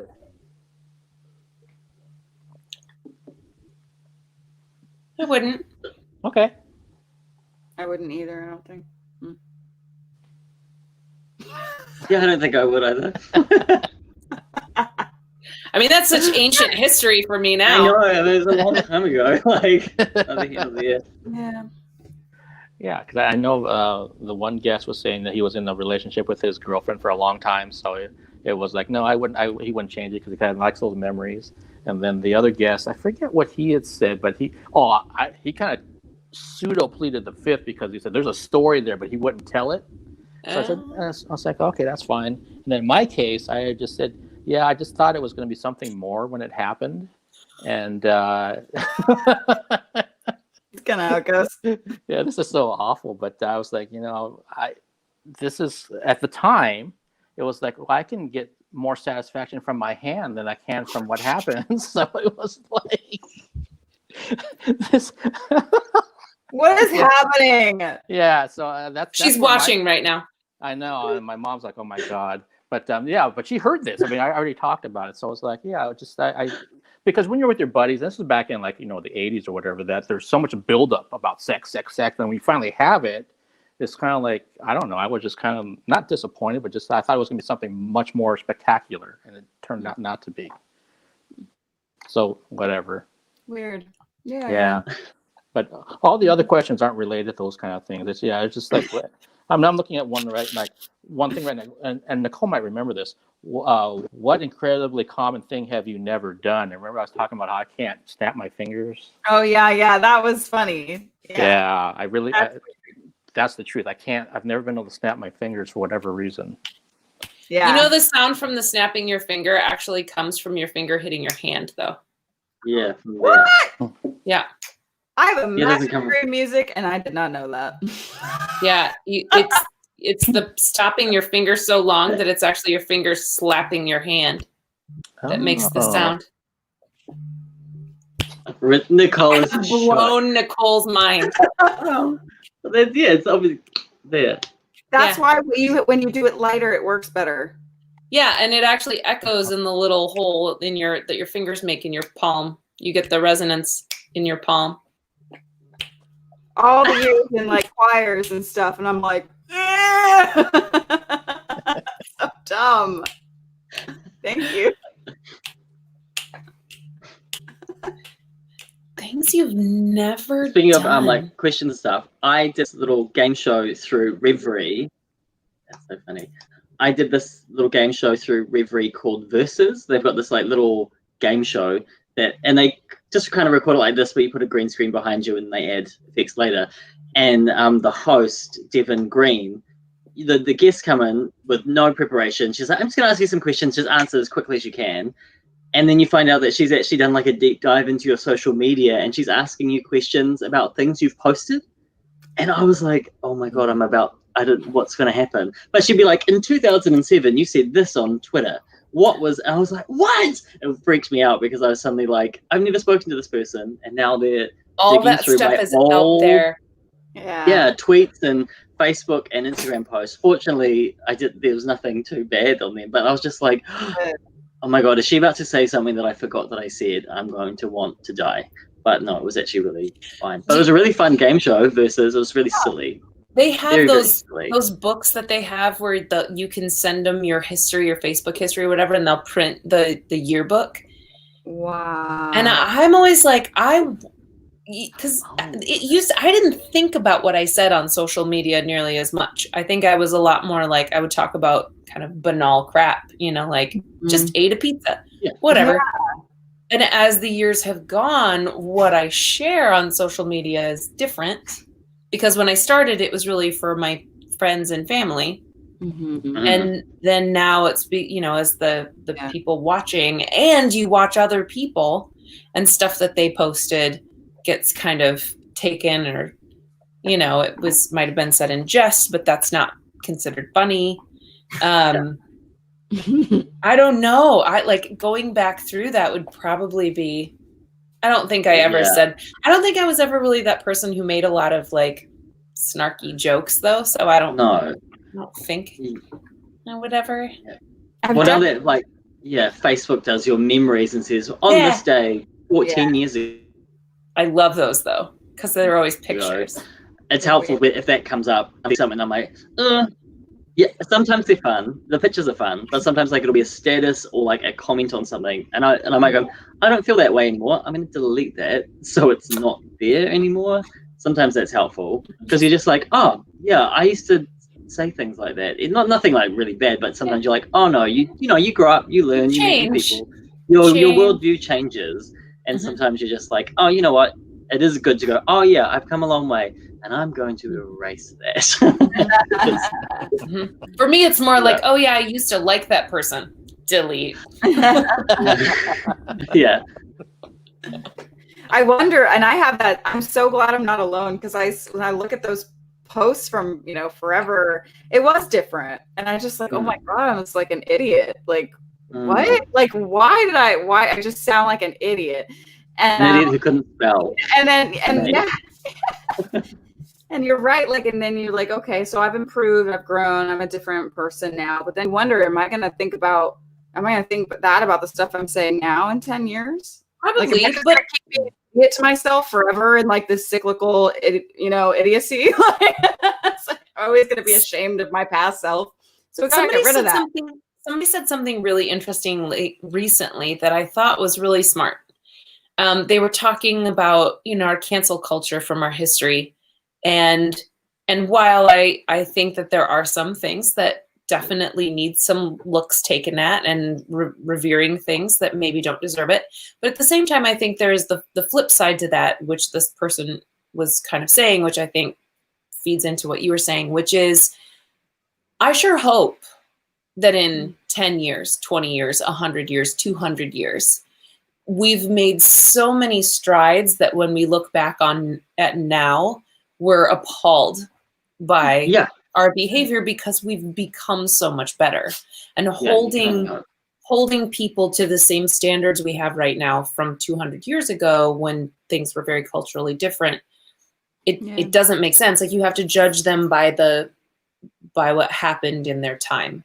And no, it wasn't great. I mean, we've definitely progressed and become better, and yay for us. Let's celebrate that, but not forget that they were not living in our time. Exactly. I totally agree. And that's when it's even more troubling, when people use the past as an excuse for what they do now. Right. Because you're just like, that was a different time. Right. We don't go potty in our pants anymore. In fact, some of us take them off completely, because we've learned, because we're better. Yeah. So it doesn't make it okay to do that. Yeah. We're better. That's almost a healing way to look at it too, because it's painful. Growth is painful, and looking back and seeing that growth can oftentimes bring up those cringy feelings of, oh shame. God, yeah, shame, exactly. But to look at it like, no, this is a good thing, and it's actually okay. Yeah. It's okay to feel that way. Don't dwell on it, because the bigger picture is you're better. A better person. That's what's for better. In another parallel way, there was an artist that I worked with who used to hate looking at his old stuff, because he said, I feel like every week I'm trying so hard to get better that when I look at stuff from last week, I'm like, oh, how did I put that out? But the truth is, that's an artist's job. If you're not getting better, then what are you doing? Right? If you're not improving as a human being, then you're basically dying. Right? Oh, yeah. So you should be getting better until you're 105, if that's how long you live, because that's your job as a human being, is not to stop and settle and figure you're fine where you are. Not be so outcome based. We get so obsessed with the immediate outcome of what we're doing, and instead of looking at, the old corny adage of like, oh, it's a journey. But it is, and that way, I think America in particular is very outcome based. It's like, if you don't get that result, and that is the result, and you need to like focus on that only. It's not really about that for life, and that can really shut you down. Oh yeah. If you're worried about doing it right all the time, you'll stop doing it for fear that you might get it wrong, and that's not good either. Or get obsessed with your past results that were like, oh, they weren't the same as the results are now. And then, and now my results need to be where they're not still in the future. And messes with you. Look at us getting all serious here. Oh, man. Art is real. It only took 2 hours and 48 minutes, but we got something. We got a soundbite. Serious. Yeah. Package it. That's the result. That's the results, baby. I think it's true, though, because I know for myself that I do look back at things that I've done, and some people have asked, like, you're like dwelling in the past. It's like, no, that actually kind of inspires me for the future. It lets me know like what I've accomplished, what I've done, and also where I want to go. And so I'm not sitting there like, well, I wish I could do that again. I wish I could do that again. It's like, no, look at all the stuff you've done. Because sometimes I forget that I need to take a little bit more credit for things that I've done. You know, if it's going to be, this is what, number 86 of these virtual interview event things. That's like, holy shit. I mean, that when I sit back and look at it, I was like, that's a lot. And it's not to like to, you know, make myself feel better in that sense, but it's just like, there's a lot of work there, and there's a lot more work that I want to be doing in the future for 2021. How can I find more artistic people? Somebody else was just talking about that. Actually, it may have been Chai Ling saying that she was just giving me some kudos for the fact that I'm trying to bring some people together during a really tumultuous time. I was like, I didn't even think about it that way. I was like, I just have fun. I think it's kind of cool having people together, and knock on wood, I've been really fortunate that the guests that have come together have found some sort of commonality. And I think it's because we're all artists and we kind of think somewhat similarly. Doesn't matter what branch of the arts you're in, that there's just some kind of commonality there. And it helps, at least for me personally, just helps me, fuel myself to move forward. Mm-hmm. Maybe these conversations are kind of filling the gap of the conversation that art gives us, when we're able to perform, like, for example, with a live audience, that does become a conversation. The energy from the audience, the energy from the performers, you can't have art in a vacuum. And so things like this is, I think, kind of a part of that too. It's opening up that conversation that maybe some people aren't feeling like they're getting entirely right now. Yeah. Boom. Book. We should go on a book tour. Book tour? Yeah, let's do it. Money. Like the artist's way. I've never got into that. Ooh. I did it. Did you see me look at it on my shelf? I did. You looked right at it. All of it. Did you like it? A lot of people really liked it. I really enjoyed the idea of it, but there's so much activity, and I just don't need that many activities. But every once in a while, one of them is good. Like I think I could just spread it out. I could, instead of doing daily stuff. Also, I find that the morning pages, those 3 pages of just writing, maybe it's me. I have a bad habit. I'm better served meditating on positive things, because if you give my brain a chance to just, I will come up with the most, like, and this is what's wrong, and this is what happened, and then I had to do this, and now I have to do this, and I get really negative in my morning pages. So it doesn't like empty it out of me. It just kind of primes me for the day. Yeah. Oh my God, I am the same way. I had a therapist that thought I was crazy because she was like, "Did you do the writing exercise?" And I was like, "Yeah," and I'm pissed. Like right. And I was like, I just got more mad because I realized I'm right. I'm right to be mad about these things, and this is why I'm right to be mad about these things. And now it's all on paper, and I had to throw the books away. Yeah, I had to like throw them away because I was like, God, I don't want somebody to find these when I'm dead. I'm gonna sound like the most whiny, negative, mad at everybody. Meditation. Meditation is much better. I'm with you on that. How funny. I definitely was wondering about that psychologically. Like, does that make sense? Because it's supposed to help, and it didn't. I'm sure there's something wrong with us in that's how we do. But you know what? You just gotta know your own being, right? Yeah. And just work with what you have. Yeah, I appreciate that. Thank you. You're welcome. I feel better. Okay. Rage monster. Yeah. Well, Nicole, I was going to ask you that. I just thought of something that you had said during one of the other fun tables, was that you... Hey, Mark, before you ask this question, yes, I definitely need to put her outside. So I'm gonna mute and walk, and then I'll be right back. Take your time. Oyster. Sounds good. Poop well, oyster. Yeah. We're gonna pop out a pearl. Hold, please. Nice. Nice. You had mentioned, Nicole, that you were like always that you worry a lot. Oh yeah. Is that something that started when you were a young person, or is that something that started when you were an adult? I honestly don't know. I don't know if I had any childhood anxiety. Apparently that's pretty normal. I was looking up childhood anxiety. It's pretty normal. I don't know. I don't know. I'm pretty sure it's genetic. My dad has the same kind of like incessant, very dark worry constant that just kind of have to deal with. I need that CBD. Well, a lot of it makes you angry. I know. It Yeah. made me angry. I need something. I don't drink anymore because it puts me in a dark place too. So, I mean, I feel a lot better, but it's that same, like, it's just like it all comes out. And then I'm like either really, really fun or like really, really way too fun. So, like too much fun. Okay. No, I was just kind of curious about that. If it was something that have you found a way to cope with it? I am getting into powerlifting right now. I'm probably gonna do a meet at some point. I love weightlifting now. It's really, really fun. Okay. Yeah, it feels good. See, look at my guns. Oh. Yeah. Didn't you post something about that you had passed some sort of test with the military? That there was something you posted, I don't know, in the last couple of weeks about some like a fitness test or something that you passed. You know, that was.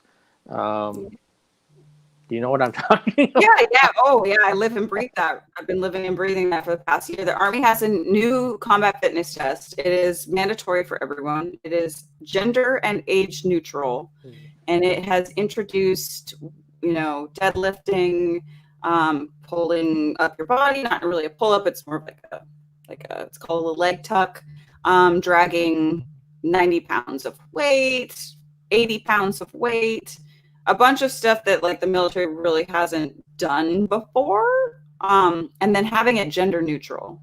So I have to lift as a 115 pound, 5'1" person. I have to lift the same amount as my 6'4" male counterpart. So it was a big deal for a lot of women in the Army to start getting up to those standards. And I passed. So, Wow. But I really had to work at it. So if I'm hearing this right, you had, like you said, you had to do what a 6'1", other person would be doing for this. So they have the same standards then. We have the same standards now. But you managed to do it. I managed to do it with a year of training though. And I, built a home gym, and I love it now. I love weightlifting now. I'm a little upset about the test and the fact that like I don't think that's right, especially in certain jobs in the military. Like I've already worked really hard to be where I'm at. I don't know why I have to continue working twice as hard just because I'm a female, but I get that we have to be combat ready, and I'm definitely gonna, maintain my standard. But yeah. Wow. So what is the standard? I missed that. Sorry. Oh yeah, we have a new fitness test, and it's a gender and age neutral. So the amount of weight, and it's all now like weightlifting and a lot of what do they call it? It's like a kind of like a CrossFit thing. So there's like deadlifting, and then lifting like 80 pounds of weight, 90 pounds of weight, 140 pounds of weight. Lots of new stuff. And I have this, since the standards are gender neutral, someone like a guy that's 6 foot and, maybe 5 years younger than me is going to have a lot easier time lifting than I am. It does seem like that's not. Yeah, it's not quite right.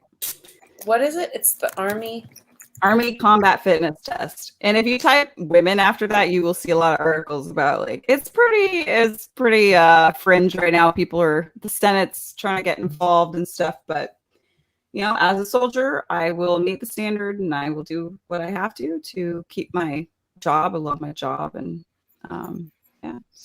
but I really, really love weightlifting now. So I'm going to keep doing it no matter what. I just would like them to be a little more considerate when it comes to like how much work I have to put in compared to like dudes. Well, yeah, especially if it determines like whether or not you can do the job, right? if it's just sort of like a fitness test just to see where you sit, then that's fine. But if it's then like, oh no, you sit below here, so thing. You're but out. it's like, but yeah, that's not. Yeah.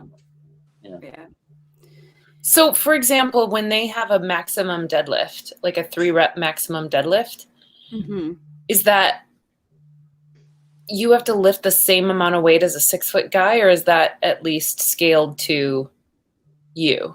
No, same standard. 140 is the minimum. Oh, field test, 140 pounds and then I think the max is 360. Is that what? 340. 340. So, like, for example, I'm never going to max this test.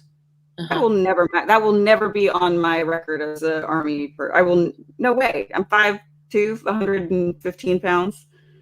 You know, so there's like there's things that they're off. So hopefully they will fix it. In the meantime, guns. Yeah, you're gonna get jets. Guns. I do like it. I like it a lot. Well, and Nicole, the other thing that you said in passing that I think maybe is kind of lost on the average person is that for some reason, if we get into a conflict and they need you to serve, you can be called upon to serve because you're a part of the Army. Yep, I can. Yep. So I get the need to have a gender and age neutral test. I do. I think it could be a little bit more balanced of what the expectations are for age and gender, but you know, I get it. Yeah, I'm there for it. I'm just thinking from like if someone's watching this right now and they're thinking, oh, they went to your YouTube channel and they're watching some of the stuff of you singing, they're probably not necessarily picking that. Oh, you might be down in the mud, fighting for whatever the cause is at that time, but you're a part of the military. You could be called. You're not exempt from that. Not necessarily. No, I don't know if that would really happen. But I mean, we'd probably be still filling. So I'm active duty, so I would probably still be filling a musical ceremonial role if we were to have, be deployed. So, yeah. Wow. But yeah, I did go to basic combat training, so they tried. I am who What was that like? I mean, they portray it in movies, with going to boot camp and all that kind of thing. But since you actually went through it, what was it like going through boot camp? Well, I will tell you that sleep deprivation is really not fun. Like real sleep deprivation is like not fun for weeks. It was pretty miserable, but in hindsight, it was great. They're really supportive of getting you through it. And even though it's grueling, at least as far as like the sleep deprivation and being in the elements and having all the gear on my body was just like, it was pretty crazy. And it was for the gas chamber. Pretty crazy stuff. It's not bad though. You get through it with the right attitude.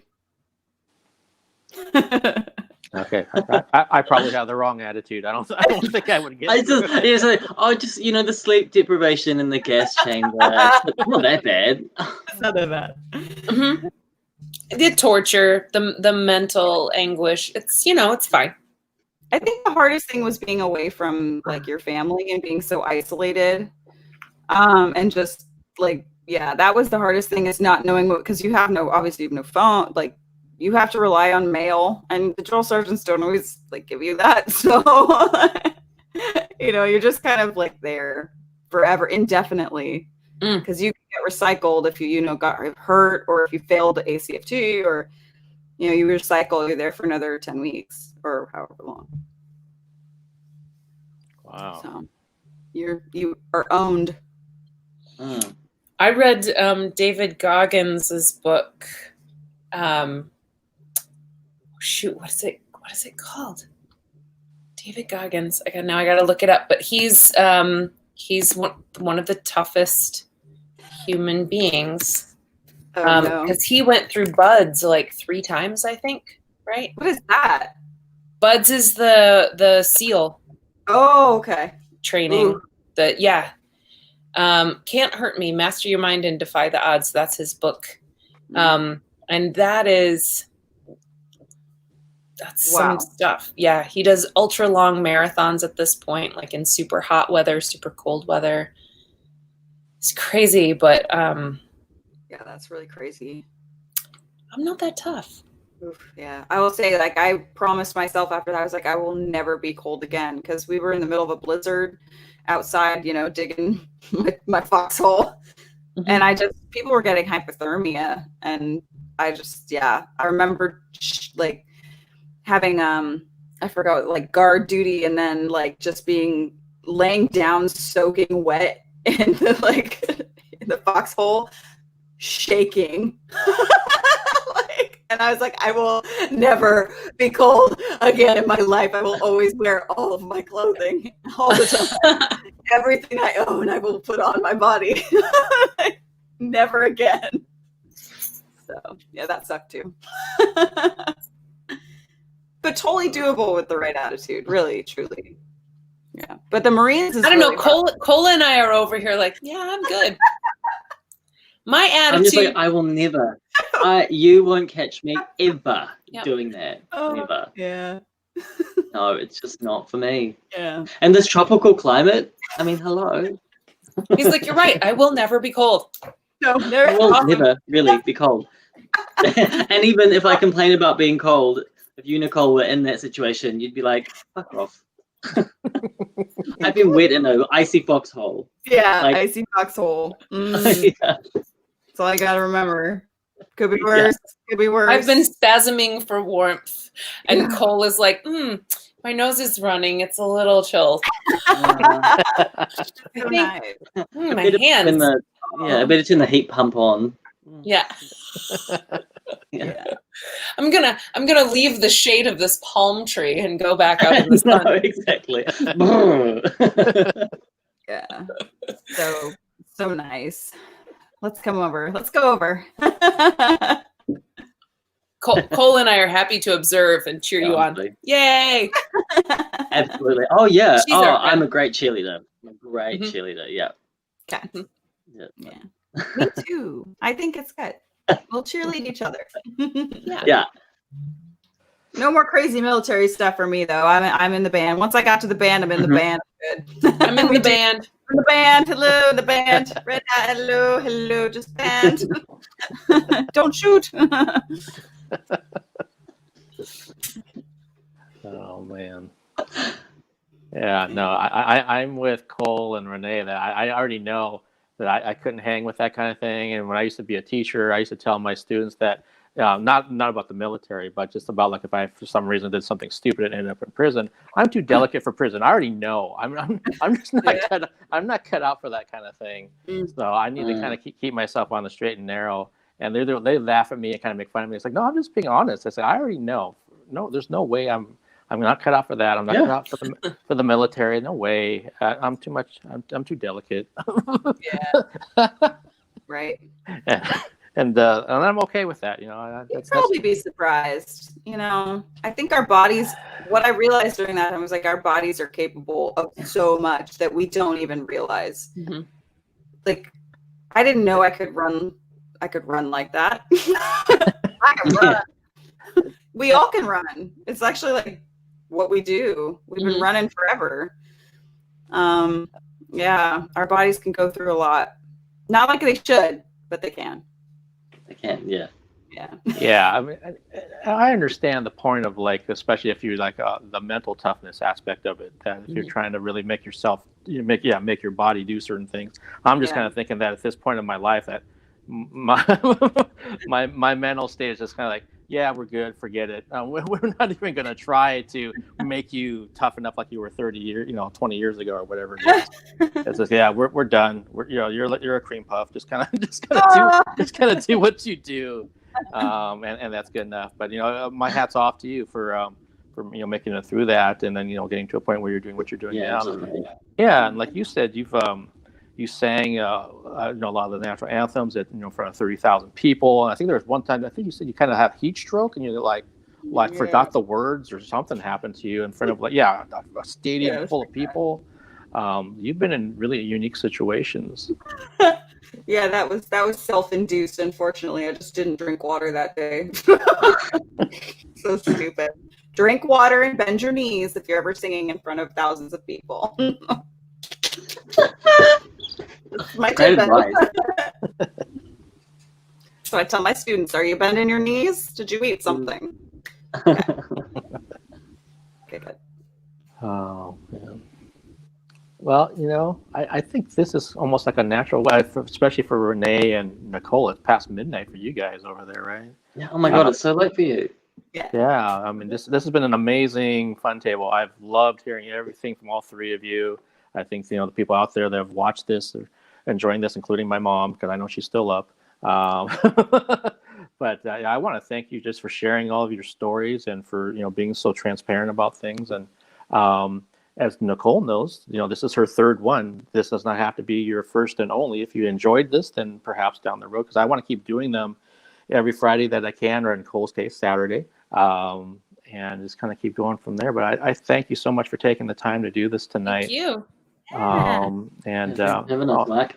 Yeah, my mom just said wonderful. Hi, Mom. Hi, Mom. Yeah, I'll be honest, she's kind of my litmus test because she's seen all of these. So when she's entertained or found them interesting, she'll text me or just tell me directly. And if she didn't like one, she'll tell me that too.